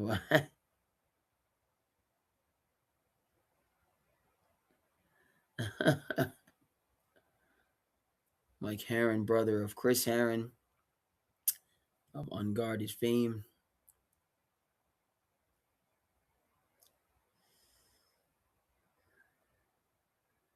Okay. Philadelphia 76ers, folks. Right? Do you see championship? I see 4 All-Stars, 2 MVP candidates, possibly 3 MVP candidates if you throw in Maxey in terms of his continual progression. Edgecombe, All-Star track, right? So you have Embiid won an MVP. Jaylen Brown's in the conversation. Tyrese Maxey is moving into that conversation. Edgecombe, to me, is on a Stephon Castle track. Wade, 3-and-D guy. Nick Nurse knows his business. Okay. Dynasty on paper. Right. We don't, I'm going to keep, I have to, right? Just because sour grapes, every time I say dynasty, I think about the Celtics. I think about Drew Holiday. What could have been. I'm just, scratch my head. But that's the way of the world, right? I know we're talking about the Sixers. I'm living in yesteryear. Yesteryear meaning 1 season ago. And then 2 seasons ago when the Celtics won the championship and the Duck boats were rolling. And it seemed like, hey, Titletown was back in full effect. And then just like that, 2 blinks, 2 shakes of a lamb's tail, gone. Right? Dallas Mavericks, same thing. Kyrie Irving, Luka Doncic on the same page, if you can imagine it. Playing unselfishly, putting their egos aside for the greater good. I'm talking to you about Kyrie Irving and Luka Doncic. Right, Kyrie Irving, who has left a number of franchises in the lurch. Never mind, gotten a number of coaches up and out of their current employment. Yes, that Kyrie Irving. Luka Doncic, who could not come up under the leadership of a one Mr. Rick Carlisle, who took the Indiana Pacers to their first NBA Finals since the year 2000. That Rick Carlisle, Luka Doncic could not appreciate his brand of leadership, and somehow, some way, Jason Kidd was able to get through to both of them and land them in the 2024 NBA Finals. And less than a year later, kaput. So this Philadelphia 76ers team, more talented than the Dallas Mavericks team that was manhandled by the Boston Celtics team, which was dynastic. Right? This Philadelphia 76ers team is in that conversation, right? You're talking about Maxey, you're talking about Edgecombe. Now, I realize, right, a Maxey and an Edgecombe, you can really have the serious conversation about a Joe Dumars and an Isaiah Thomas. Okay. Are they anywhere near that? No. Could they reach that? Yes. Because you have a backcourt that is dynamic and, right, these guys are ascending clearly. Edgecombe, a rookie. Maxey, very young in his development. These guys are on the upswing. So you got, the makings of a Zeke and Joe D. That backcourt that kept Michael Jordan at bay for 2, 3, and 4 years. Yeah, that Michael Jeffrey Jordan, okay, was in timeout when it comes to championships because he had to bat on Zeke and Joe D. Joe Dumars, current executive for the New Orleans Pelicans, who gave up quite a bit to get Derek Queen, one of the, I mean, it's almost like you have a platoon of young lions across the league. All right, best rookie, Dylan Harper, as far as I'm concerned. Up there with him, the Cooper Flags and the Con Knepels of the world. Right, Derek Queen, I mean, loaded. And then this class right behind them, DeBanza, Peterson, Boozer, Wilson, Brown, Acuff, others.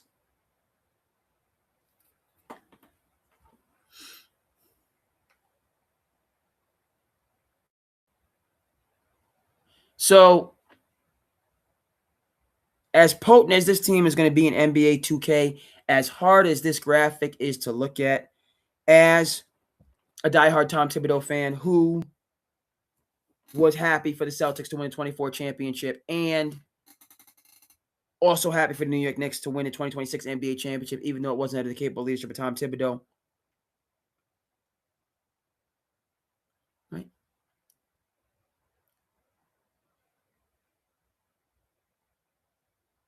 Like, this team is the best team in the Eastern Conference. I say that as a Knicks fan. Now, of course, the elephant in the room is that, I mean, this is a graphic.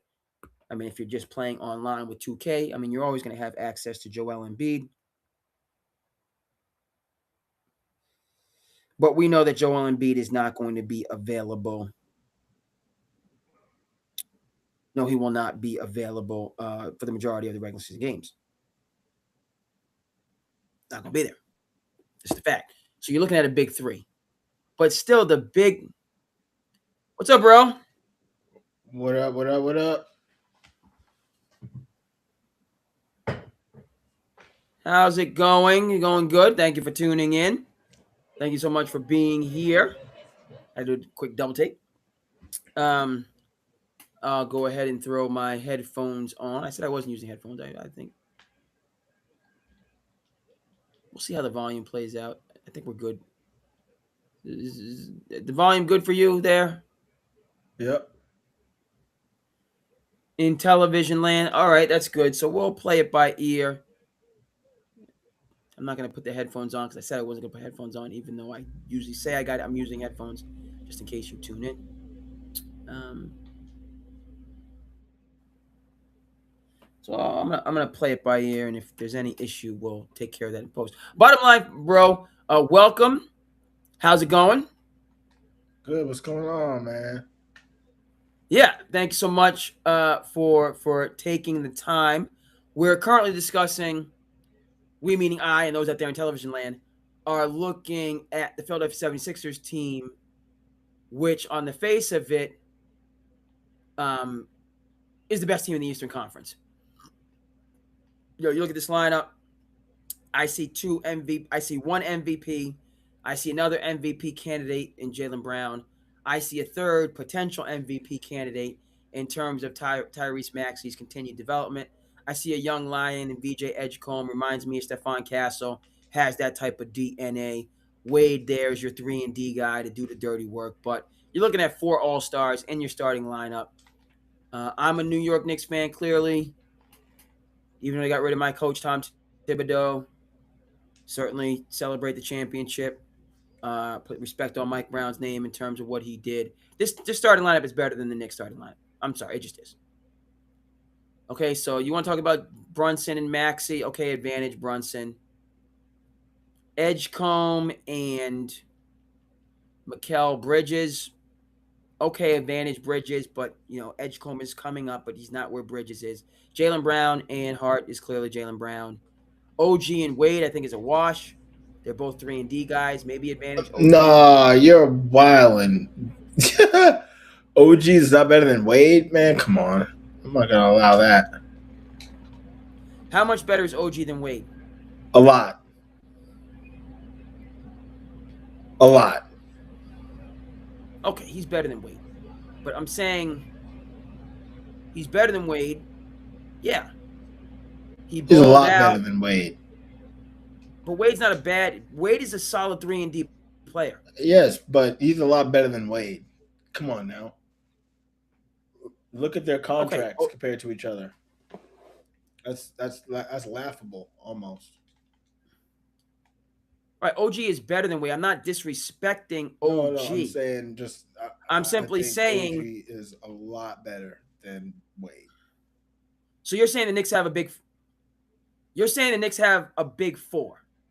I mean, OG's one. I think OG's one of the best 3-and-D players in the league. I don't think Wade is in that conversation.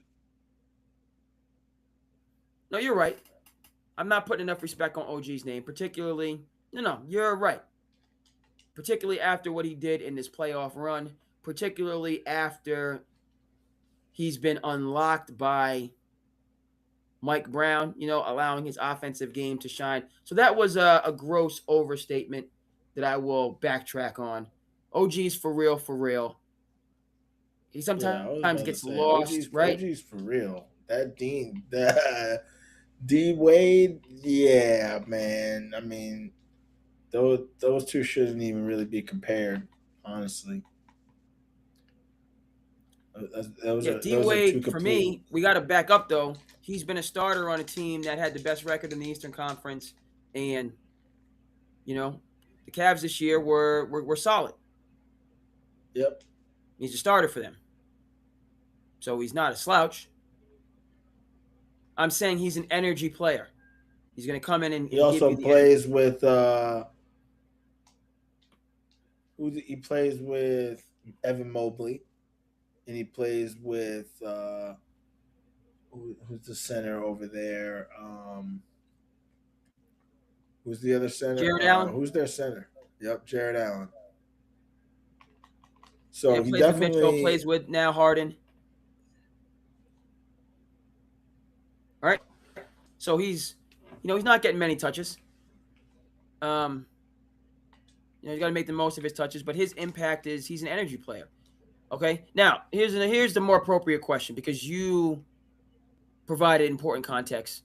That was a gross overstatement. I'm glad you brought me back on that because I was Yeah, wilding. Right. The comparison is that D was Wade and Josh Hart. That's the comparison. It's not D Wade and Dean Wade and OG just because they both happen to be starters. The comparison is Dean Wade and Josh Hart. I still favor Josh Hart, but I gotta admit I haven't seen a tremendous amount of his games. I just know he's a starter on teams that play well. So I'm backtracking. Apologies to OG in advance. Yeah, Dean Wade is a Josh Hart type of a player, right? And then you have Joel Embiid. All right, I think Cat's better because he's going to play and Embiid's not going to play.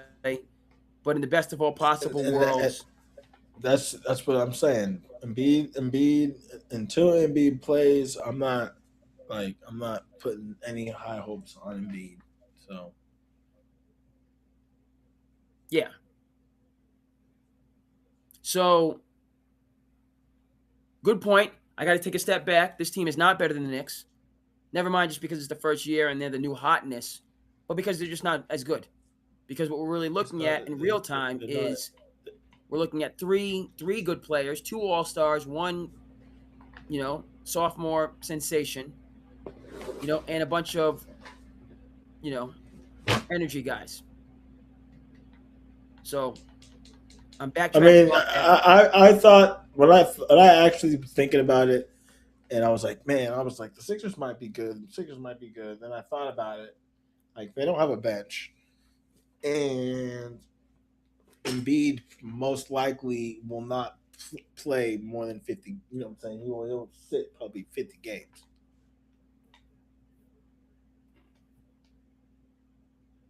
Right, So yeah,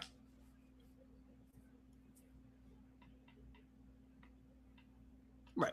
Um, but you can speak to this. In 2K, they're going to be a problem oh, they're gonna be real nice in 2K. and be a force. In the Oh yeah, best of all possible worlds, when everybody's healthy and playing together all the time, yeah, they're but we don't live in the metasphere. We live in real time. Um, And in and you're real looking time, at I don't see them three just meshing immediately and going ahead and just taking the East by storm. I just don't see it.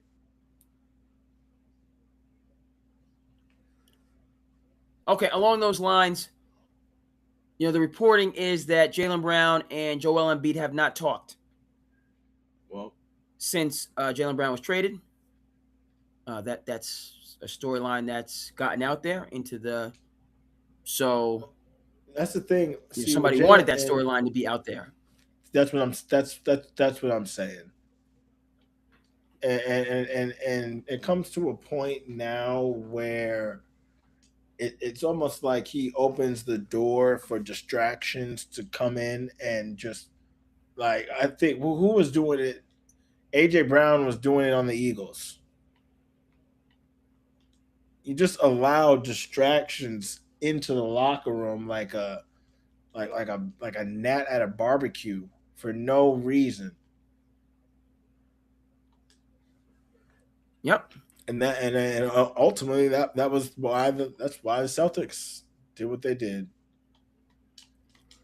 You All right. know, It's why the Celtics did what they did. So let's stay with the Sixers. Interested in your thoughts on the Celtics move. Uh, I'll let you go first on that, or I you mean, know, it just had to be done after some comments were made. I feel like um, kind of jabs were taken in a public forum, and it came down to it. They are not going to be able to have two max players in 3 years, 2 years. So, I mean, they said let's do this now, then later, I guess.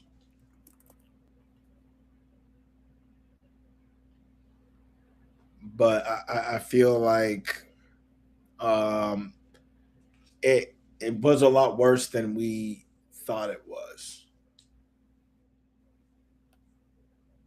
I feel like the discourse was definitely there.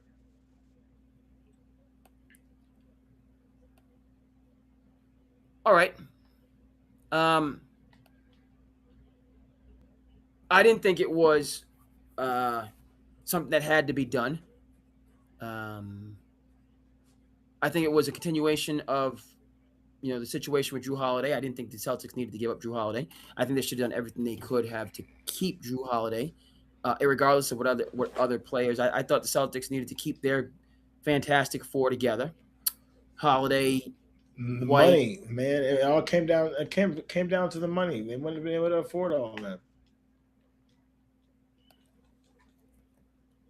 All right. And I'm saying you need to get creative, do everything in your power to be able to afford all of them. There's no Because getting creative when you have two players making 300 million, Andre. There's no getting creative. You have two players making a good amount of your salary. okay, right?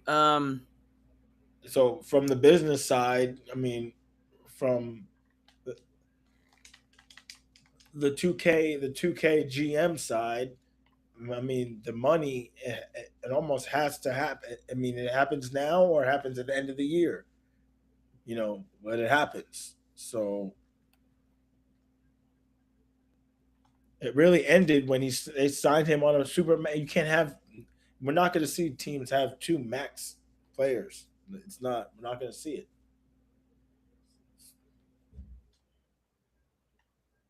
Right. Um, We're just not going to see it.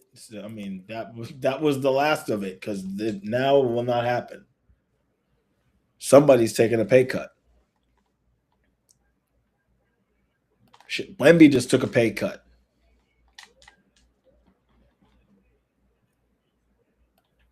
sure. So again, my point is, you bite the bullet. You don't break up a championship team under any circumstances. I mean, in the Celtics' eyes, and I agree with. It's not like our champion window closed. So you think this team can still compete for a championship? Hey man, Paul George could shock the. What better way to rewrite Paul George's story by coming out and balling out right now when everybody expects him to do nothing? Okay. It's almost like the painting, and the picture is too perfect for the painting right now. Just look at, like, especially off, and they said it off of the playoff series he just had. Like, what?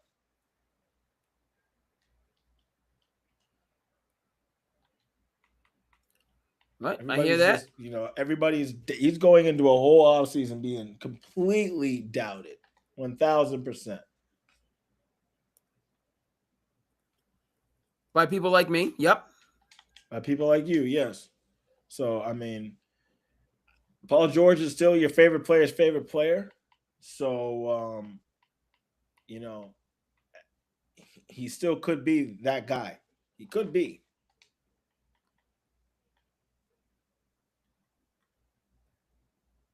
I'm not gonna sit here and act like he's some washed bum, because that's not true.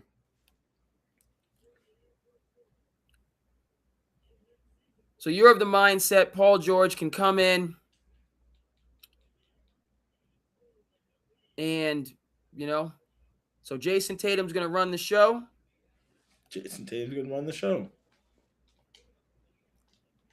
And no two ways about it. Paul George play off of Tatum. Knows his role, plays off Tatum, gets open threes. And we go from there. And then we go from there. I mean, it's really open threes for Paul George sounds great. All right. Run and gun, step up threes for Paul George sounds great.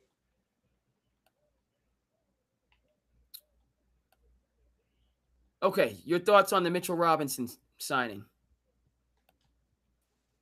I don't love it.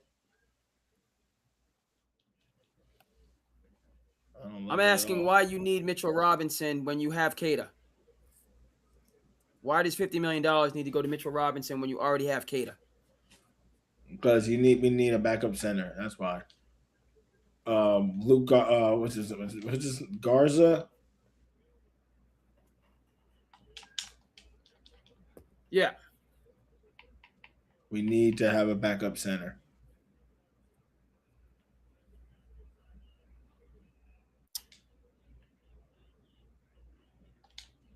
Hey, man, I didn't see your text. You said send the link. I didn't see that.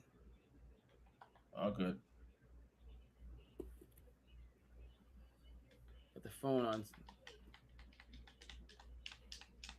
That happens, just if I don't respond, you could just call, then I'll see the call. Then I'll check the message. But I missed that. I missed that text. Sure. So I'm befuddled here. I'm hoodwinked. All right. Okay. I told you it took a long I see time what for you're me to. saying.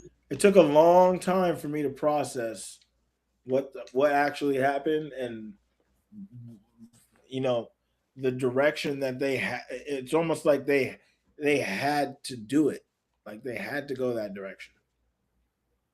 They had to. It got to the point where they were like, we have to do this. I mean, now you find out like they were legit shopping him. So you find out, okay, he knows we're shopping him. So he starts tanking deals. That is really bad for business. Right. And that's Which where he my totally could. Which he totally that's where he totally could start doing if he wanted to, tank deals. right. So for me, once the genie got out of the bottle, that's when my anger, just started to um, slowly but steadily increase. Like the thermometer on, during like a thermometer where you are in the morning. You know, the thermometer starts at 70, and then it's going all the way up into the triple digits. You know, until the sun goes down. So I'm a Brad Steven. I can't say I'm a fan. I can't say that right now. I respect Brad Steven. I've always respected Brad, going back to when he's at Butler. Coming to the Celtics. I think a lot of teams expect and are hoping for Dusty May to do what Brad Stevens has done in the NBA. I don't have a problem with it. I like Dusty, but Brad is kind of the prototype of how a college coach can transition to the NBA and have, tremendous success as a coach. And now I think he's been a successful executive. My point is, all that being said, how does this get out in the first place? You had Brian Windhorst saying the Celtics are not interested in Giannis. And I was like, good. That's what they're not doing it. And that was the standard line. And the next thing you know, Bill Simmons gets in the mix and he comes out with his reports. And obviously, Bill Simmons, the ringer, the stories that he's broken, he's not coming out with nonsense, with foolishness. He's coming out with real hard sources and facts. And so Bill Simmons goes the other way. The Celtics are in on Giannis. And after that, to your point, everything has been in the public. The Celtics have been kind of backtracking and responding. Jalen obviously is not happy about this. There's a major respect factor. You have a 1 and a 1A, right? This is not Michael Jordan and Scottie Pippen. This is, think of a dynamic duo that you want. Sean Kemp and Jerry Payton play two different positions, so it's a little bit different. But I think it's a lot like that, or Stockton and Malone. They're different, but they're just equally important to the whole. And so why are you always talking about trading one and never talking about trading the other? Slap in the face. Don't need it. To your point, now you've slapped somebody in the face with baby powder. You put the baby powder on and you slap them across their face, treated them like Rick James did to Charlie Murphy. Shout out to, R.I.P. Charlie Murphy, late It just great. it had to be done like that. That's where once it really got out that we were trying to get Giannis for him, and he's talking about it, and it's like, all right, all this discourse, it really, I mean, Tatum is the guy. Like, the Celtics, Tatum is the guy. So, like, you opened up the Pandora's box when you came out and said that it was your favorite year, and then it just started unraveling.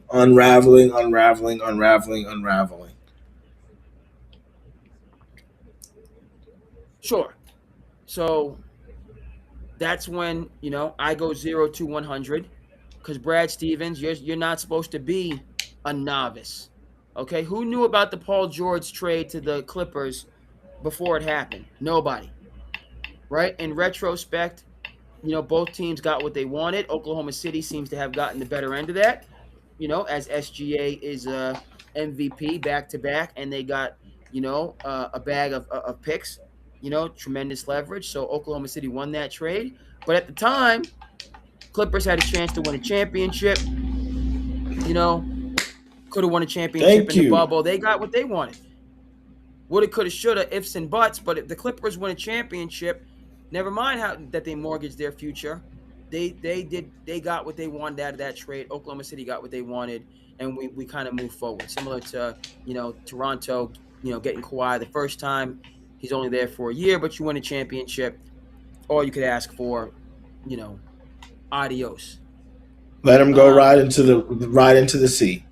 right, good. You ride on out and you're good. So I expected more, a lot more, a whole lot more from Brad Stevens than this middle school nonsense that we ended up with in terms of a a food fight, between an in-house food fight, between NBA champions and guys that have had that really had a tremendously successful. Jaylen Brown's been competing for championships since he got to Boston.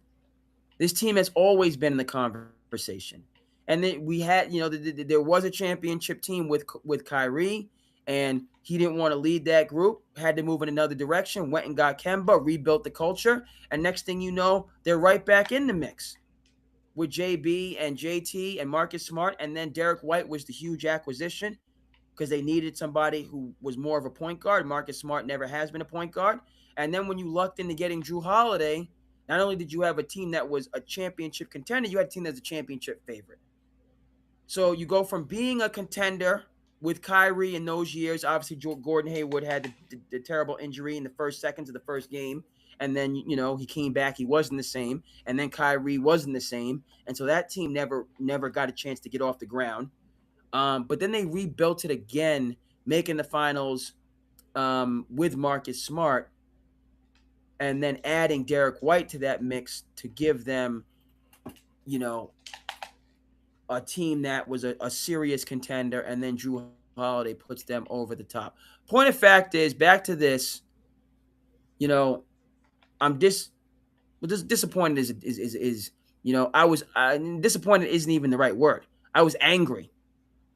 I mean, I was angry with it just had to Brad be. It had Stevens. to I was be. angry with Brad Stevens in terms of how this played out in the media, the mud fight, the mudslinging. So I'm angry now. And the second thing I'll add to that is my view, I see what you're saying about the money. I take a different view.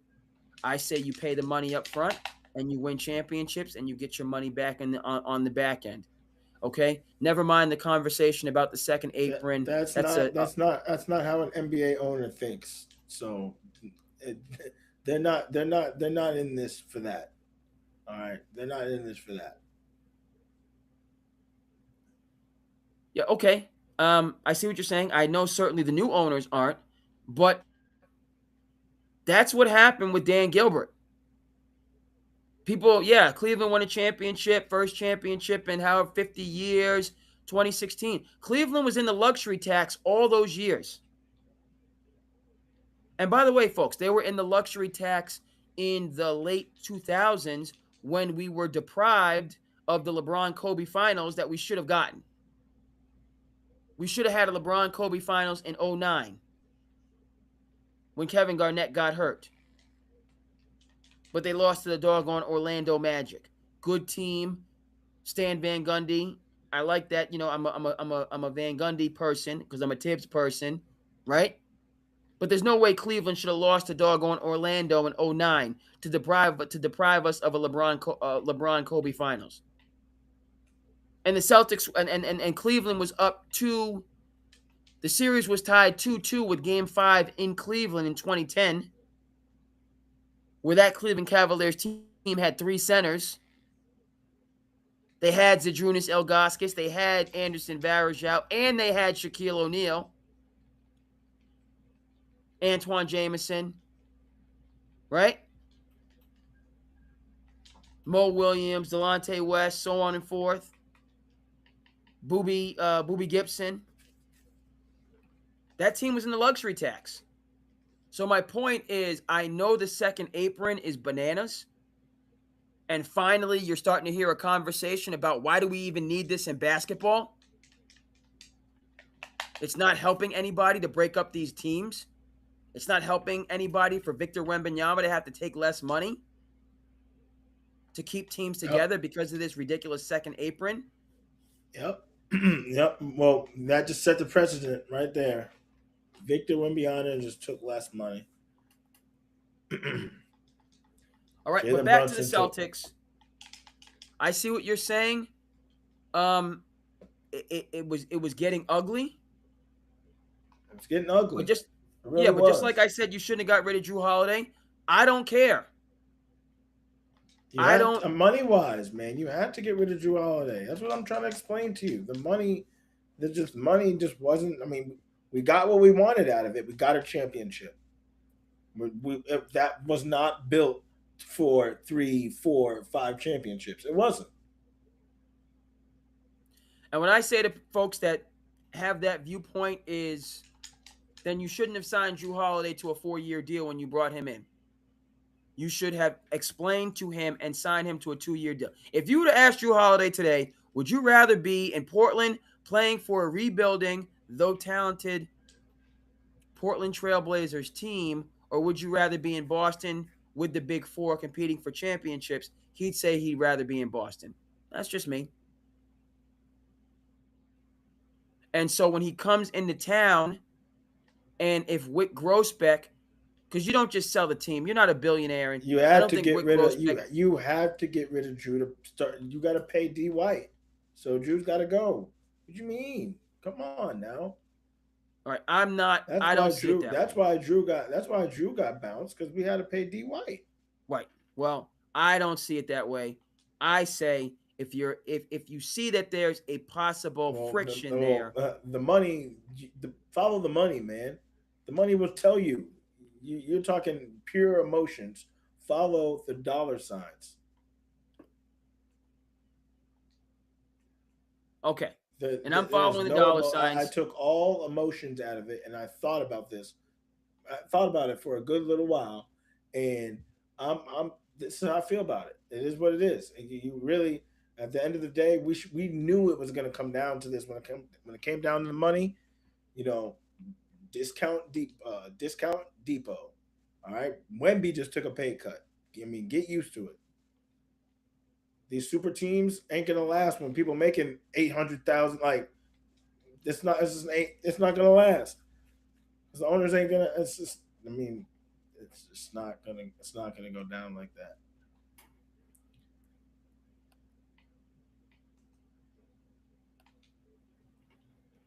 All right. And I'm saying the Celtics could have been the Knicks. They It could was have never been what built the to be a Spurs are dynasty. gearing up to be.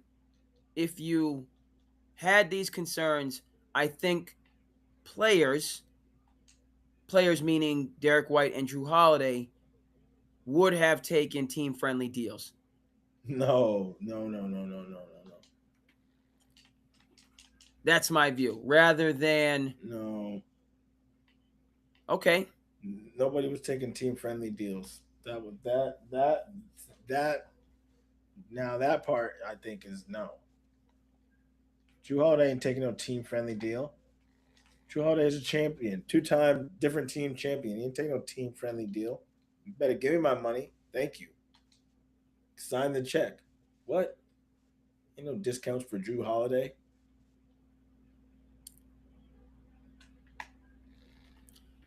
well, you don't know unless you try. And I don't feel the Celtics tried. So, Oh, I bet you they tried, and Drew was like, "Go ahead, trade me."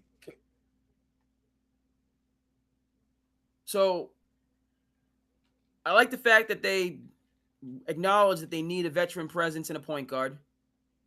And Mike Conley will be that person, a unifier that was missing after they, of course, got rid of Drew Holiday. Um, so Mike Conley's, he's not there for this, you know, blazing speed, after being in the league for umpteen years. He's there to run the show, to put people in position, to establish the culture. So I like it. Is he Drew Holiday? Am I going to keep bringing up Drew Holiday's name? He's not Drew Holiday, and yes, I will keep bringing up Drew Holiday's name. Continue to bring up Drew Holiday's name. But, listen, Yeah, I don't I know why get, you for keep folks talking about say, Drew Holiday. whatever. You don't want to live in the past. That ship has sailed. Yeah, All right. that ship is way sailed and over with. Okay. It's like So it's sailed, it's a over year, with. 2 years. I like Conley to do those things and just create a cult. And they need somebody to set a culture. Again, you know, I think you have a much easier time setting a culture with Paul George, than you would have had with Jaylen Brown. It was going to be, if you brought Jaylen Brown back, it was going to be rocky. But what I respond is that, was it not rocky with the Lakers in 2004? It's a different type of. This is a different Okay. type of. This is a different type of Rocky. When every game he's gonna go. He's gonna go to his podcast and you know who knows what he's gonna say. Right. Other teams have gone through rocky situations and won games, and people didn't like each And other, and but and you they got to won. think. And the other teams weren't paying two people $300 million. Okay.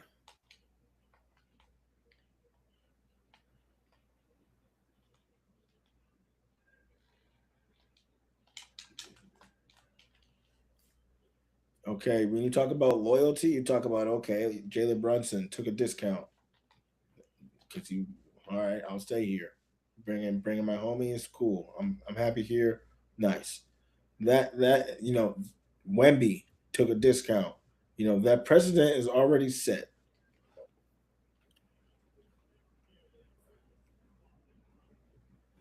Okay. So, hey, as I've said, and I'll conclude, the Celtics players, um, in my view, would have taken similar deals. That didn't take, I that didn't mean, take place. I think it's We won't know. flabbergasted that you don't think that the Celtics tried to take. You don't think they offered him a discounted deal? You just thought they just gave him no. Come on now. Jaylen Brown was not. You think Jaylen Brown taking a discount deal? You're crazy. All right. So the new look Celtics, Paul George, from what I've seen, he doesn't mind being here. He's good with it. He's getting all his money, clearly. He seemed to want to be in Philly with Embiid. This is how the cookie crumbled. He's in Boston with Tatum. I think their personalities are compatible. Pretty laid back I think they. guys, I think they play. I think honestly they'll play well together. right? So Tatum is going to be the straw that stirs the drink. PG can play off of him. He's got to be healthy, right? The Celtic staff has to get him in shape.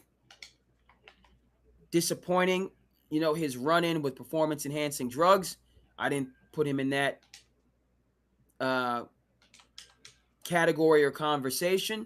So that has to be in the past for him, right? And so he has to buy into the training, be in shape, be available. All right. And if I'm looking at it, you know, I picked Derek White on my fantasy team over Edgecombe because I felt his usage was going to be high, which it was. I think that Derek White, I would like to see him make an all-star team. I think he's right there on the cusp. I don't mind him, right? I just think that's where the Mike Conley thing comes in, where Derek White can be the two. Then you put Tatum at the 3, George at the 4, Mitchell Robinson at the 5. Okay, or you want to start Peyton Pritchard. Fine.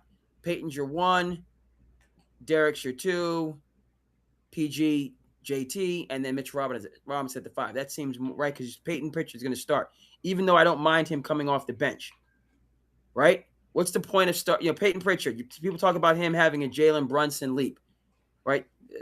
That statement was outlandish in a number of different ways. But to begin with, do you understand what Jalen Brunson's usage is with the Knicks? He dominates the ball.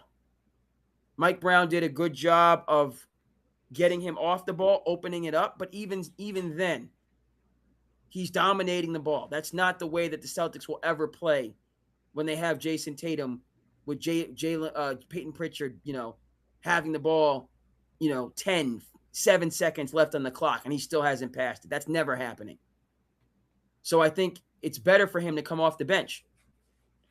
That's the ideal role for Peyton Pritchard. I think Conley should start and Pritchard should come off the bench. And that statement about Jalen Brunson, about Pritchard, who's a Cape guy who vacations here in the summer, whose wife His family has a house here, who works out in our local gymnasiums, which is a big deal for the kids.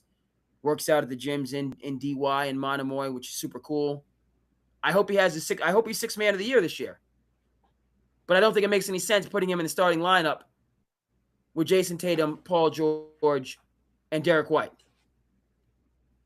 where he's the fourth option, and he's passing first, which he can do. But I think it's better to bring him off the bench when Paul George or Derek White or whoever needs to get rest, and now he can come in and cook with the second unit and lead your second unit. I like Mitchell Robinson. Obviously, I like him. He's a starting center for my New York Knicks, built up under the capable leadership of Tom Thibodeau. It's sad that he couldn't stay in New York. I'm glad he got his money. This makes no sense to me for the Celtics. I'm sorry. Why would you give him that money when you have Kata? Kata is your center for the future. Makes no sense to me. Zero sense. If you take Mitchell Robinson out of this picture and put in Kata, you have the same picture. Just a younger, healthier version. And somebody who's more spry. Kata plays above the rim. Mitchell Robinson plays below the rim. What are we doing? So somebody please explain to me why they paid that, when you already have, Vucevic, who's not a defender, who had issues in pick and Oh roll, but you knew man, that before you got I'd him. much rather have Mitchell than Vucevic. Oh man, he was awful for the Celtics. Right. He was the But you want to worst. pay Mitchell $50 million? I'd rather pay him $50 million than have Vucevic. I would pay him $60 million than not have Vucevic. Oh, he's awful. All right. I don't understand why the Celtics want to spend that much on a position, similar to sometimes how running back is viewed, where you can just have a center by committee. I don't know why they needed, Because the center when by you are committee obviously did not work in the playoffs. Luke Garza cannot be getting playing time in the playoffs, man.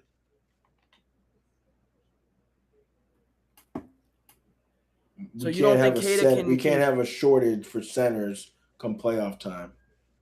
so again, I feel like the Knicks, you're going to pay Mitchell Robinson $50 million. The Knicks are paying Andre Drummond like $4 million. And you're not paying him $50 million in the season. Let me clarify that. You're paying Mitchell Robinson like 17 mil, right? What is it? Like 17, 18 mil?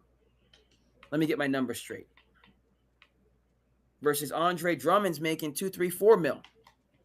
You're talking about 12, 13 more millions of dollars. And yes, Mitchell Robinson's better than Andre Drummond, but what is, I mean, I'm just not, Mitchell Robinson, he's a banger. He's going to get rebounds. He's going to block shots. He's going to take up space. What? Katie could do all those things. And then when Kata gets in foul trouble, or if Kata gets in foul trouble, we have. You got Mitch Rob. Okay, Yeah. fine. Fine. I see Kata what you're got in saying. foul trouble a lot and come playoff time, so we can't just not have a center. All right. All I'm saying is you could have gotten a backup center at a. Who? Drummond? No way. You just said it. Robinson's way better than Drummond. I'd What rather. exactly is Mitchell Robinson doing for this team? Like, what is he doing Rebounding. that's. When they shoot a lot of threes, he rebounds. That's what he's doing.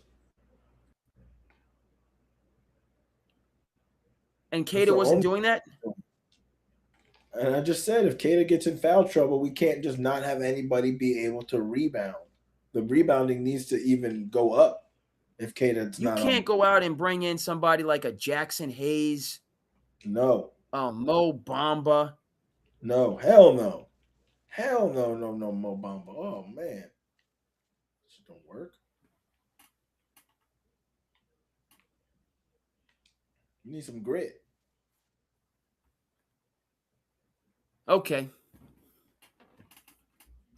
We need some grit. We need some grit.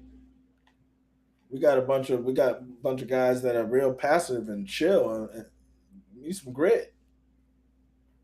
Some grit, some championship DNA. We need some championship DNA, some grit, some muscle. Kata ain't the muscle. All right, I agree.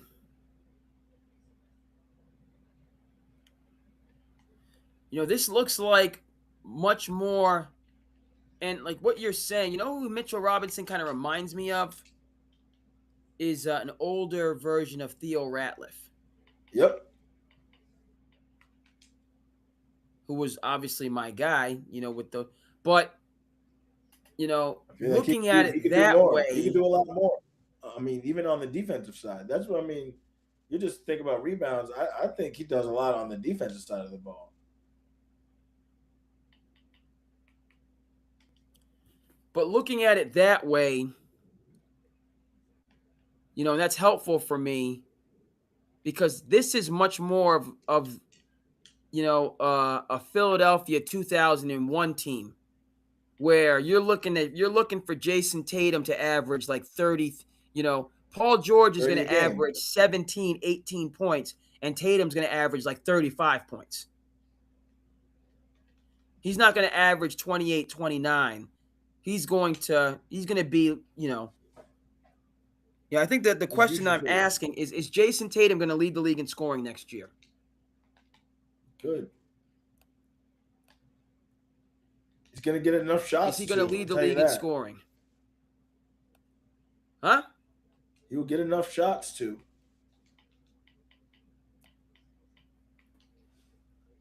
Right?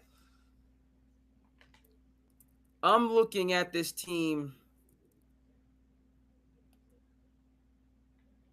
like,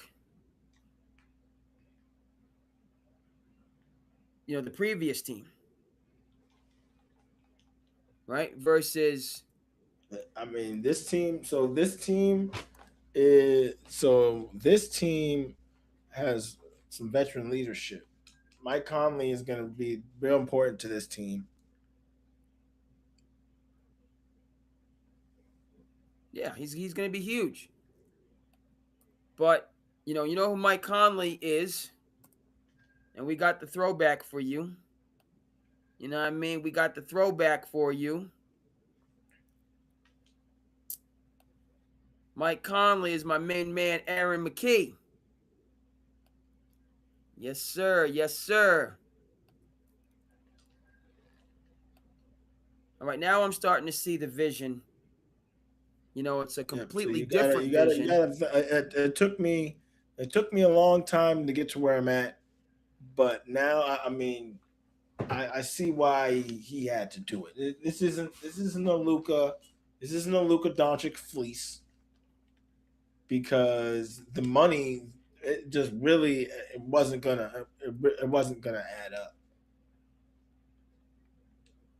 So this team, I mean, I do see Tatum averaging 30 plus, and I do see the Celtics being committed to their running gun, shoot a bunch of threes style. But this is a team, not different than how Dallas went about things. Now, obviously, there's not a Luca. You have a Luca level player in Tatum, but you know, you don't have that Kyrie right with him. But Tatum can get. Excuse me. Derek White's gonna get buckets. Paul George can get buckets. Pritchard can get buckets. Those are your three additional scorers. But really, I see that it's not about right. Who's the second option? Derek White. Yeah. Okay. So Derek White's the second option. Um, and then George and then Pritchard. But the point with That's what that I'm is, saying. We're asking Paul George to be a third option. It's not like we're even asking him to come in and be the second option. We're asking him to be the third option. all right, which is important though because you know that third option in at times is going to have to is going to have to get buckets, particularly when you get into the playoffs. He's Gonna going to, get because buckets. Tatum's going He's to gonna have be to. Yep, you're gonna have to hit buckets. And Tatum's so, going to be locked up, and they're going to be able to key on Tatum and White, and so he's going to be open. And can he hit those shots? Yes, he can. But it's a different. So the Celtics are saying we're just going to roll out Tatum. We want Tatum to be in the MVP conversation. Everything goes through Tatum. Everything. Like there's no one, like Derek White is not a close second option. He's a distant second option. Meaning Tatum's a good dude. He's a willing passer. He'll kick it to Derek White. But really? Like give there's me the times ball he's right not back. Huh? He's not gonna. Yeah, Tatum has the green light to shoot 30. Like you said, he can shoot 30 shots if he wants to. Right. So Derek White's going to have to get, he's going to get some of his just through energy points. And that's where I think it makes sense to bring Pritchard off the bench. Let Pritchard be on the floor when Jayson Tatum is not on the floor. And you need, so when Tatum goes to the bench and Derek White or Paul George becomes the first option, then Pritchard would become the next option. That's why I think it makes sense to keep him coming off the bench. For that bench mob scoring. Don't put all of your scorers in the starting lineup. Okay? That said, it's now starting to make some sense to me. I'm looking at this team like the 80s Celtics teams. No. This is the 2001 Sixers team. And Jayson Tatum is Allen Iverson, and it's Allen Iverson against the world. And everybody else, my main man, Aaron McKee. Come on now. We're better than that team, and they made it to the finals. You're better than that team? Yeah.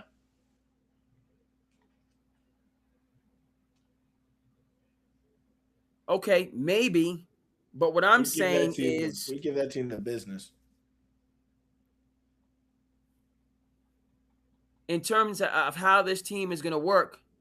So the Knights. Okay, so here's another question. Can the Celtics beat? Would the Celtics be able to beat the Orlando Magic when Jayson Tatum sits out?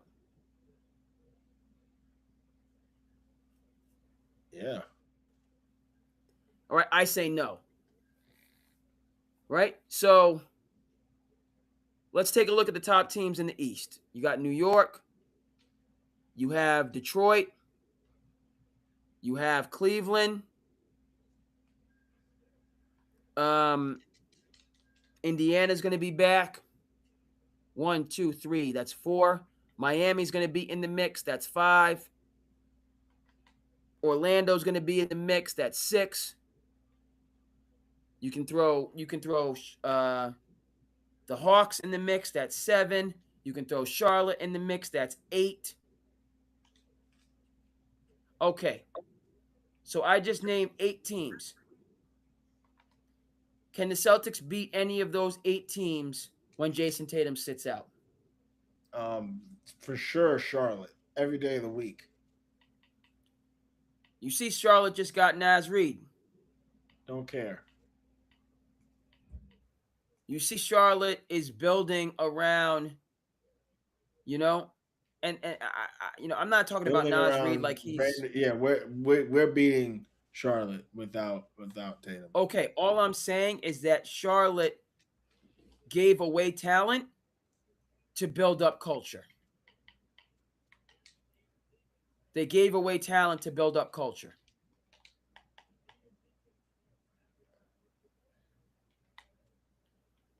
So I'm not saying they didn't make steps in the right direction. I'm just saying that the Celtics are still better than them. Are they better than Charlotte without Jayson Tatum? Yes. All right, I say no. And this is hypothetical, right? Because Jayson Tatum sitting out, Brandon Miller could be sitting out, so it could be apples to apples. Where do the Celtics fall in the East?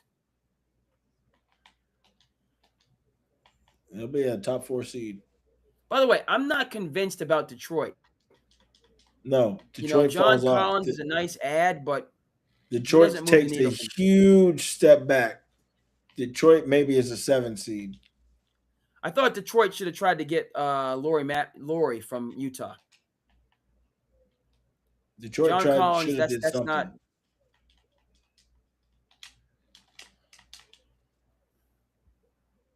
So Celtics are top Detroit got 4. worse. So the Knicks, are the Celtics better than Miami? Yes. Are the Celtics better than Philadelphia? That's why we got Mitchell Robinson, because teams like Miami, we're gonna need them. Any bigs up front? We're gonna need bigs.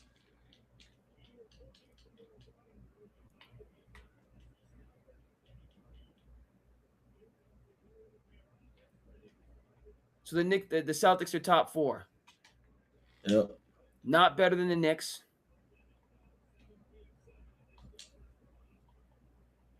You put them above Miami? Yeah. You just said yes. Yeah. Okay, you put them above Detroit. You put them above Cleveland? Yeah, I do. Can't do that. Cleveland brings back everybody. Celtics shake up the deck. I can't put them above Cleveland.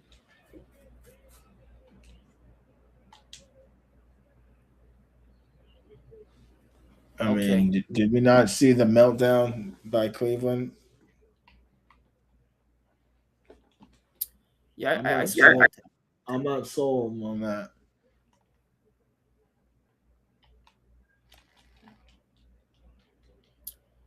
All right, let's take a look here.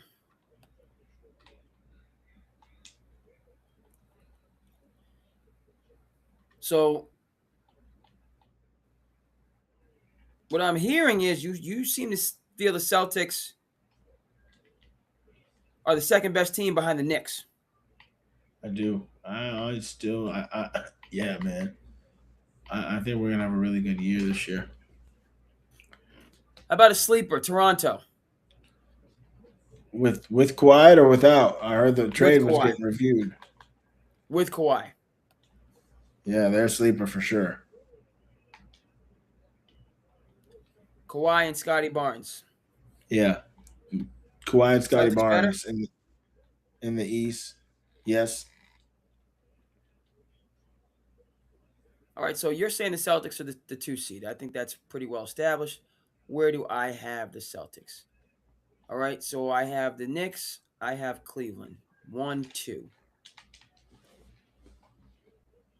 Toronto is a sleeper. Atlanta is a sleeper. I can't say I'm not going to believe until I see it.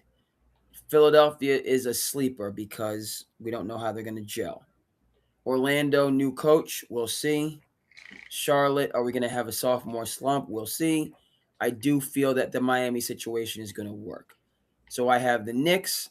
I have Cleveland. I have Miami. That's 3. Indiana, okay, we'll see.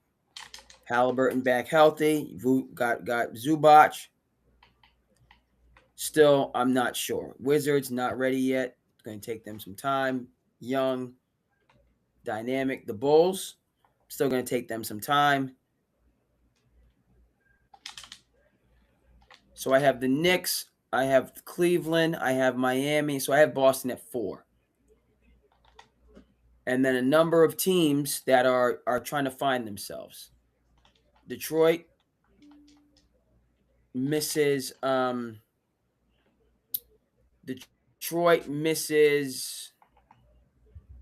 Laurie. They miss Laurie. Okay, John Collins, JB And they lost Tobias Harris. Who's going to score for them? And they lost Tobias Harris. Like, who's going to score for them? Where did Harris go again? He went to the Spurs. That's a big pickup. It's a big shot Spurs have here. been making some serious moves. I rock with Billy Donovan. That's a huge ad. Who they add, what do you mean they added Billy Donovan? I mean, Billy Donovan is going to be their lead assistant. That's huge. Wow. Billy Donovan knows his business. Yes, he does.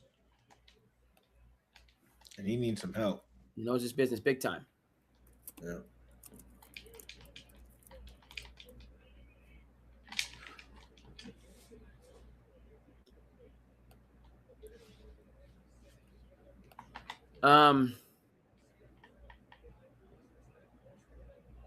Frank Vogel got picked up as well.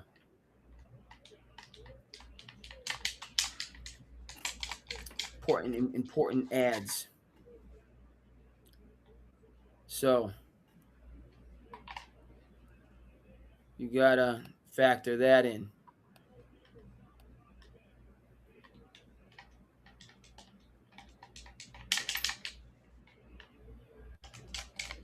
Gotta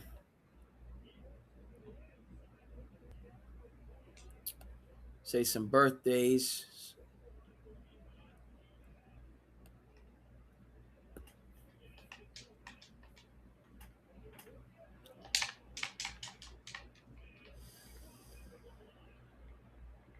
The I got booted. The Facebook got booted. He said, "I got to talk to the people at Facebook." Why? I got to talk to people at Facebook because there's copyright. Oh.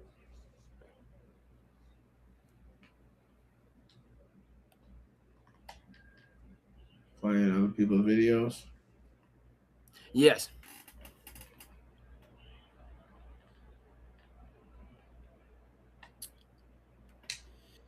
Got a copyright situation.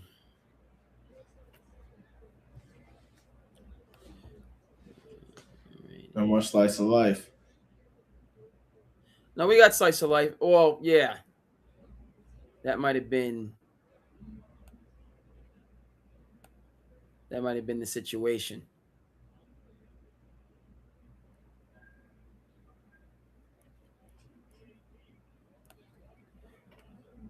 Okay. So you're high in the Celtics. I think it's going to take some time.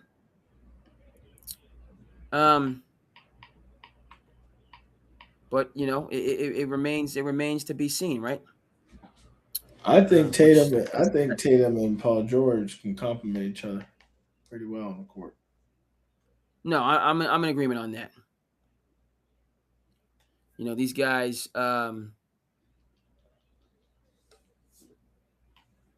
Yeah, that's definitely going to work. That's gonna vibe.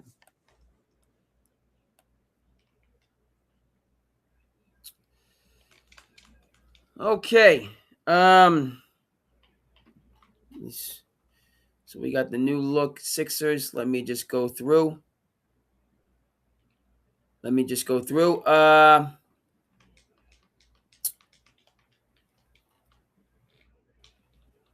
How do you feel about the preps? How do you feel about Stars of Tomorrow? Who are the rookies? Yes. I think Caleb Wilson's about to win Rookie of the Year. Caleb? Caleb.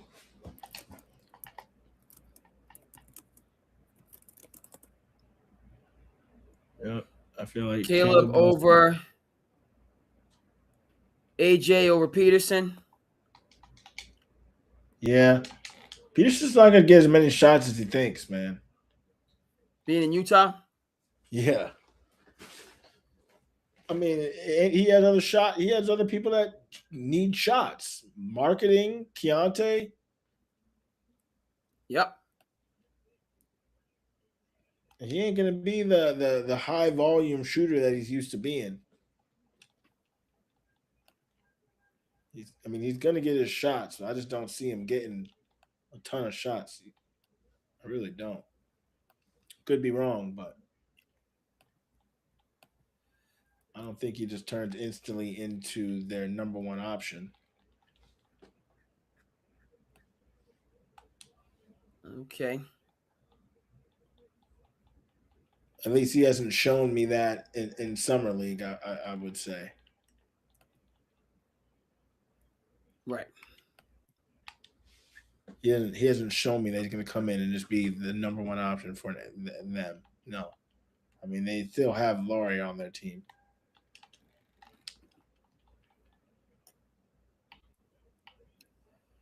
How about AJ? AJ's going to cook in Washington with Trey. Yeah, he's going to cook.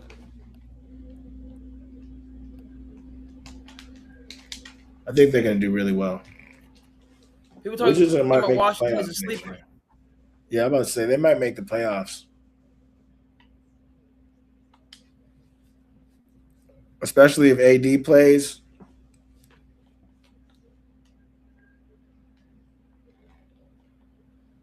But Cleveland got the No sleeper doubt. of the draft.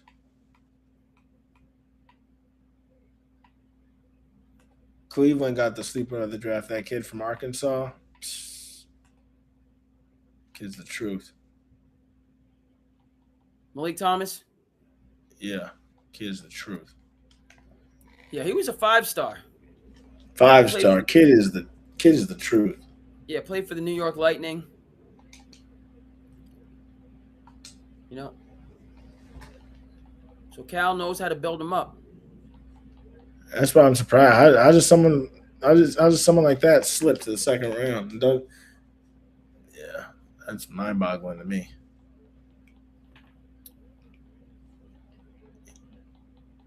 We got And another draft class that's packed top to bottom. this draft class might be the best ever because just the how many players? What?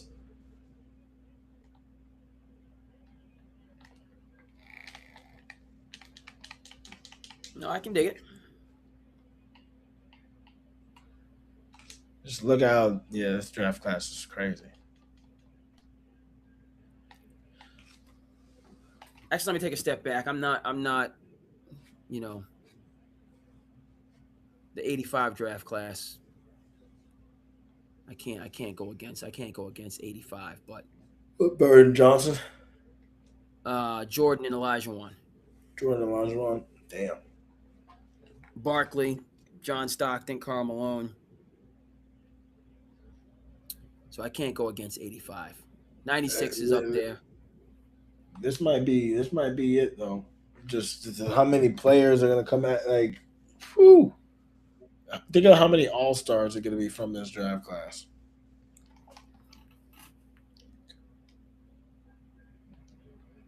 No, these Compared to the other, I they mean, look as advertised. compared to the 5 years, past 5 years. I mean, I don't even know who the number one pick was 3 years ago. Who's that dude that plays on the Hawks? Who the hell?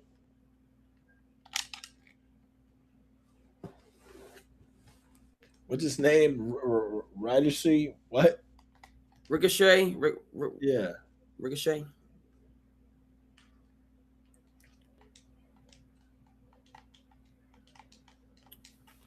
No, I'm a Quinn Snyder fan, so I rock with the Hawks. Um, but I mean, my people rookie don't of the even year, I'm understand. staying loyal to the soil, Mr. DeBance of the Pride of Brockton, Massachusetts. But it's wide open. It is Oh wide yeah, he open. ain't no Okay, clear cuts. Ain't no clear cuts for the rookie of the year. no clear cuts. All right, bro, we're getting into slice of life. Don't get no copyrights. Oh yeah, that's right. This might have been why the Facebook people. It's neither here nor there.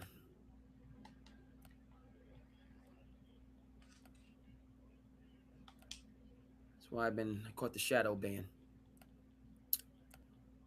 All right, bro. Interested in your thoughts? Brown, the problem I had with Stephen A. and Jaylen Brown was when you called him out like a mob boss. When you sat in front of the camera and spoke as if you saw him, you was going to do something to him. That's the problem I had. A lot of players having a relationship with you were facts. I supported you too until you started to disrespect players as if you were a player. All I said was what other people say. You can't always throw it to somebody else. You said it, and it's fine. By the way, regardless of what other people say, if you say it, it's yours now. So when people say your name, it's going to happen. I'm here to tell you, it's going to happen. I've responded to some things when I heard my name, too. I responded to Kenyon Martin when I heard my name. I responded to Austin Rivers when I heard my name. You come out with these, oh, man, I'll do this. No, you won't. And it's okay. You are the very person that drove the narrative that Kevin Durant can't be spoke to. He got a problem with media. He always got to say something back, a little sensitive. A lot of that came from you. But he's doing the very thing that you do, responding to someone saying his name. Because that's the business, right? That's the game we play, right? I will close this by saying, as I said then, top of the business. What you've done to build it up is incredible. The top of the top. You can't just stand on the top of the mountain and throw rocks. And then when a rock come flying back your way, you're like, oh, man, like how they do that to me? Because I was over here throwing a flower. Came on that side and threw a rock. You shouldn't get mad at that rock I threw over there. Go stand on the other side and catch the flower. No, bro, it don't work like that.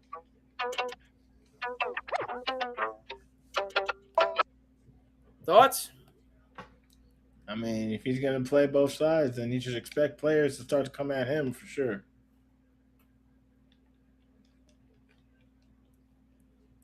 I get that. I mean,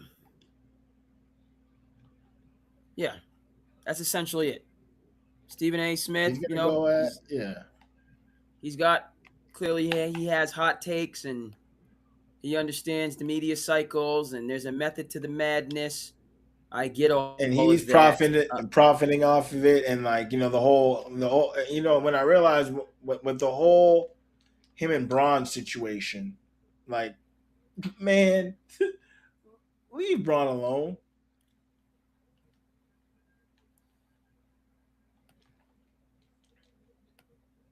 Yep.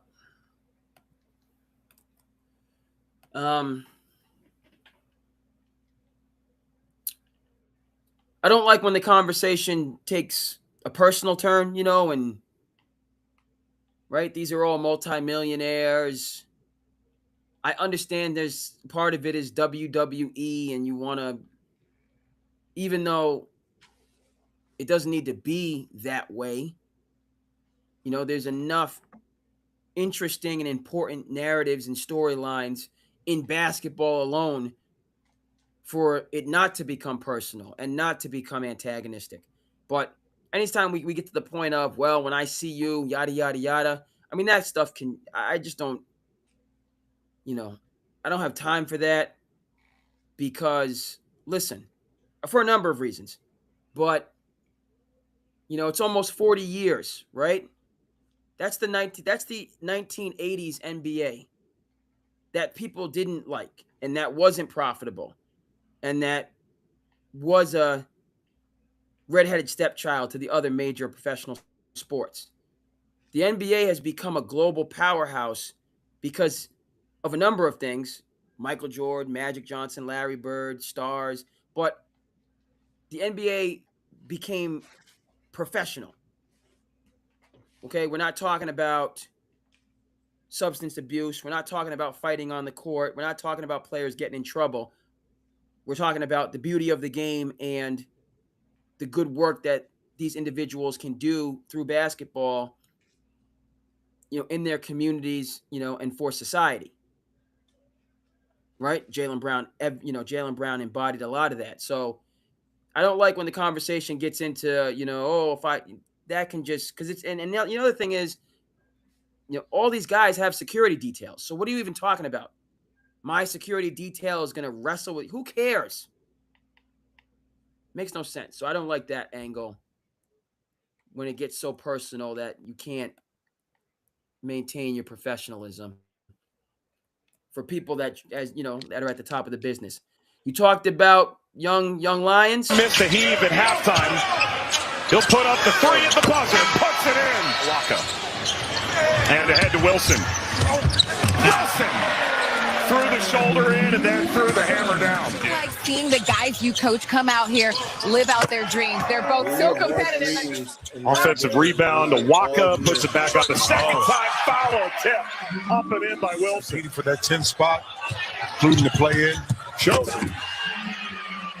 I just can't wait against Phoenix. So you have Drayden Burris playing against Cole Pete. Mm-hmm. And every time like that, another prospect for the Wizards at a guard position. A man who can guard the defense. Wilson missed the heave at halftime. You got Wilson Rookie of the Year? He'll put up the three at the buzzer and puts it in. Waka.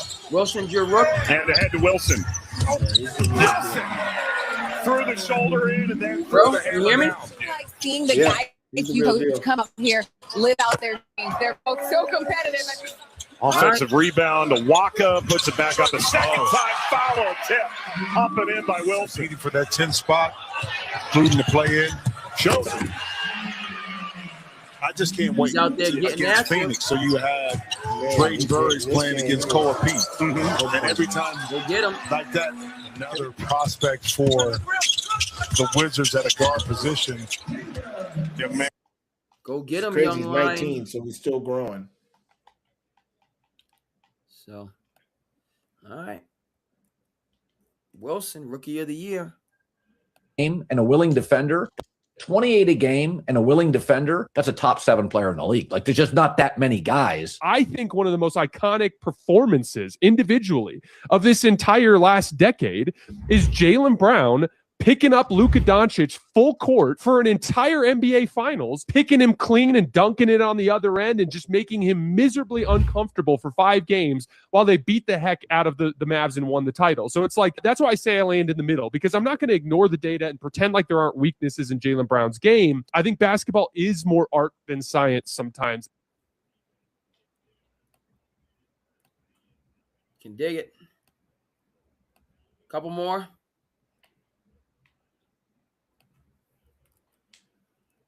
We'll go from the court to the sidelines. Ask you about Dusty May this way. Yeah. Why is he not on the bench at my alma mater anymore? Because the NIL is hell. It's hell. He agreed to a contract extension to Michigan, but he didn't sign it, from what I understand. Okay. Because I think he was eyeing this opportunity. It's my understanding, had Steve Kerr retired, he would have been on the short list for the Warriors. And I think he was on the list of several other teams that had openings, and then obviously the Mavericks as well. So I think he had, however one makes it known that they're maybe interested, and also over the years as these teams, you know, the executives heavily recruit the players, they come and watch these games and like, boy, this guy can really coach. So I think, you know, and he gets in a position where he's able to draft one of his players coming out of the gate. That was truly a very unique situation where he is representing himself as the coach at University of Michigan. He had 3 guys drafted in 15 minutes. Sure, it was great. You didn't hear that there's something between Dusty and the school? I did not hear that. Okay. He agreed to the contract extension. And I think if all the coaching that was filled up, he would have signed it. Right. But also, you know, the owner of the Mavericks is the second wealthiest owner after Steve Ballmer. And they wanted a championship coach. And they went out and they tried to hire NBA championship coaches, but none of their teams would let him out. But I'm sure he's being paid like he won an NBA championship. I mean, did they reach out to John Shire first? They did. Shire said no, that he wants to win. He wants to win a championship at Duke before he would ever consider anything. You know, he wants to continue the legacy. Well, that's right. He didn't win this year. Michigan did. That's right. Okay. Right. And from what I understand, after they couldn't get those championship level coaches, they came back to him and said, "Are you sure you don't want to coach Cooper Flag?" And he said, "No, I'm sure I want to win a championship at Duke." So I think they tried multiple times to get him. And so after striking out on that, I think it just made it more lucrative that the offer that came to Dusty is my understanding. To go to Coach Cooper Flag, to draft one of his players, to get that pay package, to work in Dallas. That's never going to come along again either. No matter how many banners you're going to hang in Chrysler. Right. And if he fails at Dallas, and let's hope he doesn't, but if he fails, he can always go back. Yeah, I mean, it's kind of a no-brainer. And I'm going to ask you about Dusty May this way. I like the breakdown. obviously Dusty's new on the scene, but just his background, he's a grinder. Opportunist, man. You got to take that opportunity when it presents itself. Yeah. I'm a Masai Ujiri guy, coming from Toronto. So as upsetting as it is to me to see it all crumble and collapse and Jason Kidd to not be coaching after he took a team to the finals 2 years ago. But, to your point about things, they go sideways, they spiral, and you start over. And so, yeah, I rock with Dusty. I rock with Masai, the rebuild. I like that John Shire, is loyal to his, he's been right there. He's a top flight coach. That was a heartbreaker against UConn. But he's trying to bring a championship to Durham. So I think Mike Malone at UNC is going to be interesting. Yeah, Mike Malone knows his business. What did you see from Peterson? One of the rubs on this duo coming out of college was AJ has this relentless aggression where Darren has the ability to kind of like sometimes drift into the background of what's happening in the game. That's the Andrew Wiggins stuff. There's a little bit of that. I was disappointed in Darren's lack of aggression. There were several possessions where he had single coverage or he had a chance to be aggressive and he just kept the ball moving. And I'm like, AJ on the other end of the floor is like attack, and just trying to snatch your soul in this game, literally. Like, where's the fight? I was a little disappointed in that lack of aggression.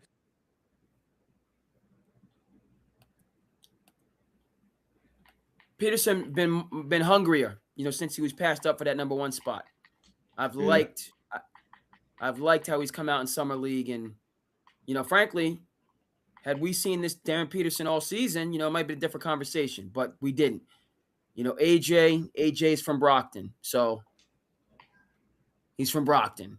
People are understanding, why we call it the City of Champions, home of the late great Rocky Marciano, home of the late great marvelous Marvin Hagler. He's gonna be hungry. So, but yeah, I'm glad Peterson has stepped it up. We'll see how it goes. To the point about Washington, I don't think there's going to be any doubt that AJ is going to play hard, all season and, just continue to get better, to build up their culture and their prospects. I'd like to see them in the play-in like you talked about and, have an opportunity.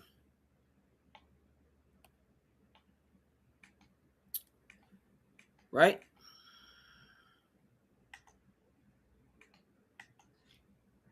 So a couple more slice of life.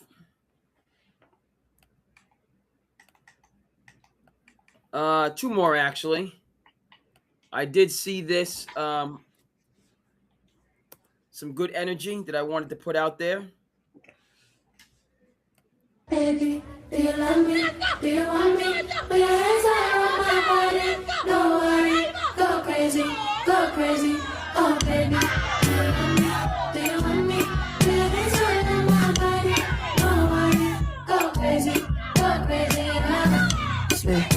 Slay.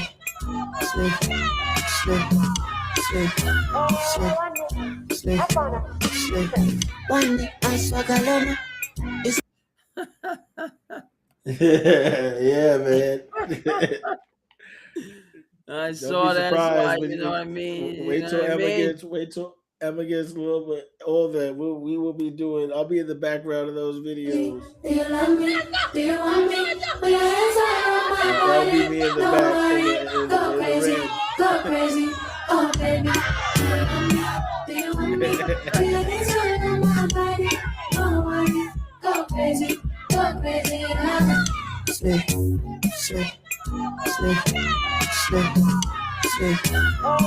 This is the energy. One day I saw Galona. It's about you already know. Watch out there. Too many girls so from my brother. Watch out there, Amanda, down the show. Give me your high notes on the go. Amanda, down the show. Baby, do you love me? Do you want me? Put your hands around my body. Don't worry, go crazy. go crazy, oh baby. Do you want me? Do you need something in my body? Don't worry, go crazy, now.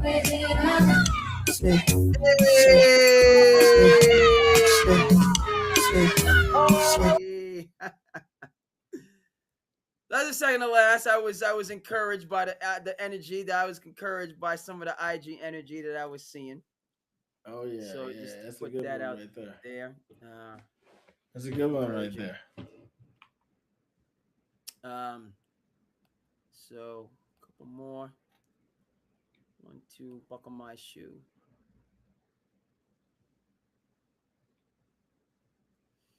Let me just go here first.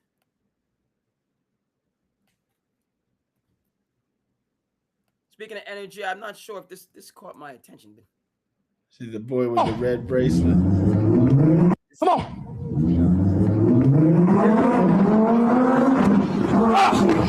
Come on, come, another, come.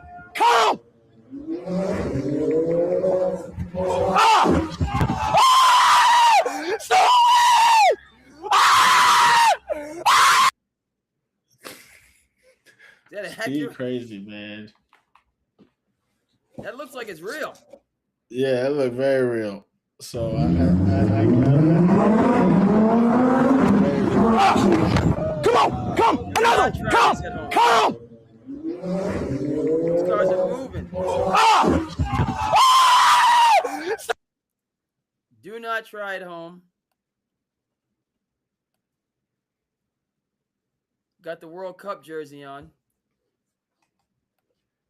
Is he that seems like some stunt double stuff.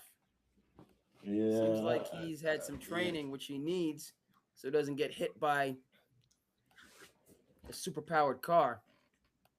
But energy was good. Successful. All right, to conclude, shout out to SB's Who's Who, Summer Season, Time for it.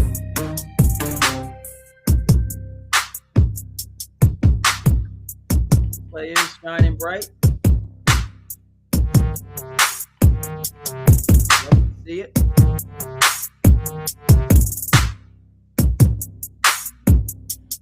Hey man, Bam put the hands to Tyler Hero.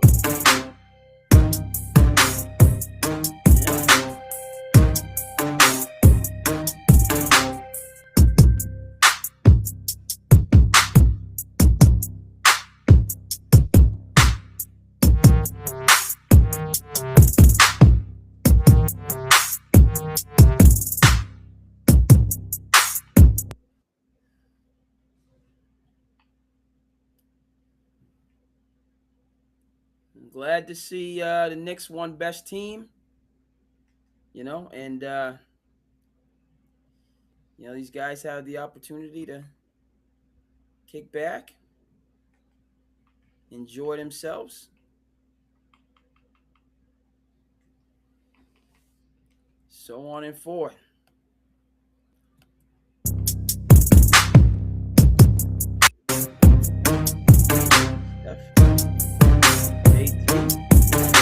Hey, shout out to the SBs. Summertime and the living is good.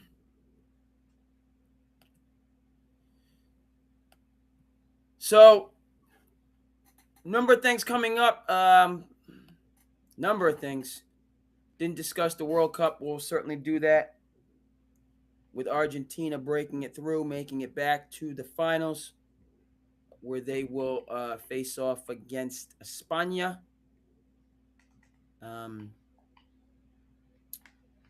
So we'll certainly dive into the World Cup leading up to the championship on Sunday.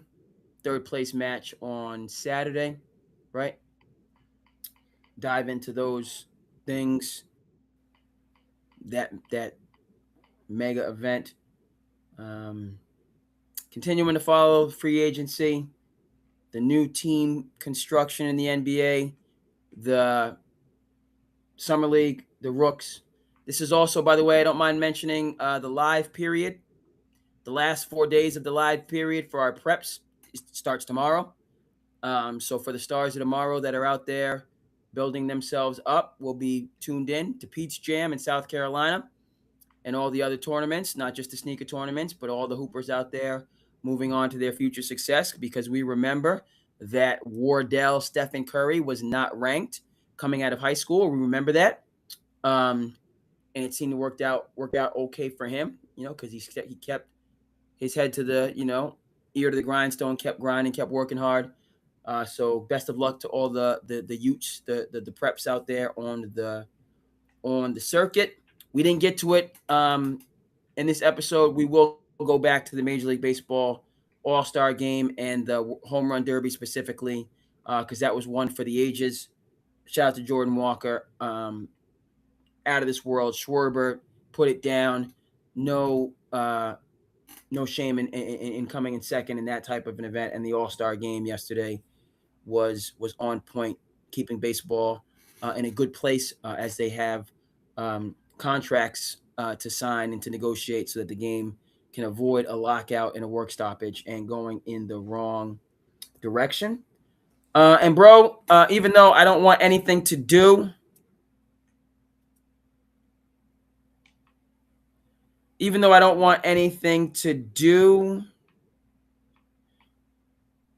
with August, right? Because I'm soaking up July and taking it for all it's worth after a long school year.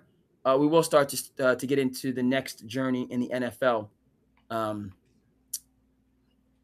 and where the Patriots specifically fall, and what your NFL prognosis is. Friendly reminder, I thought the Cleveland Browns were going to be better than New England Patriots last season, and you, bro, did not see it that way. Did not see it that way. Not. Anything else in conclusion? That's it, man. All right. Well, thank you so much for being here. Yes, indeed, everyone. Appreciate you. SandCity. Go. I'm your host, Jayson. Thank you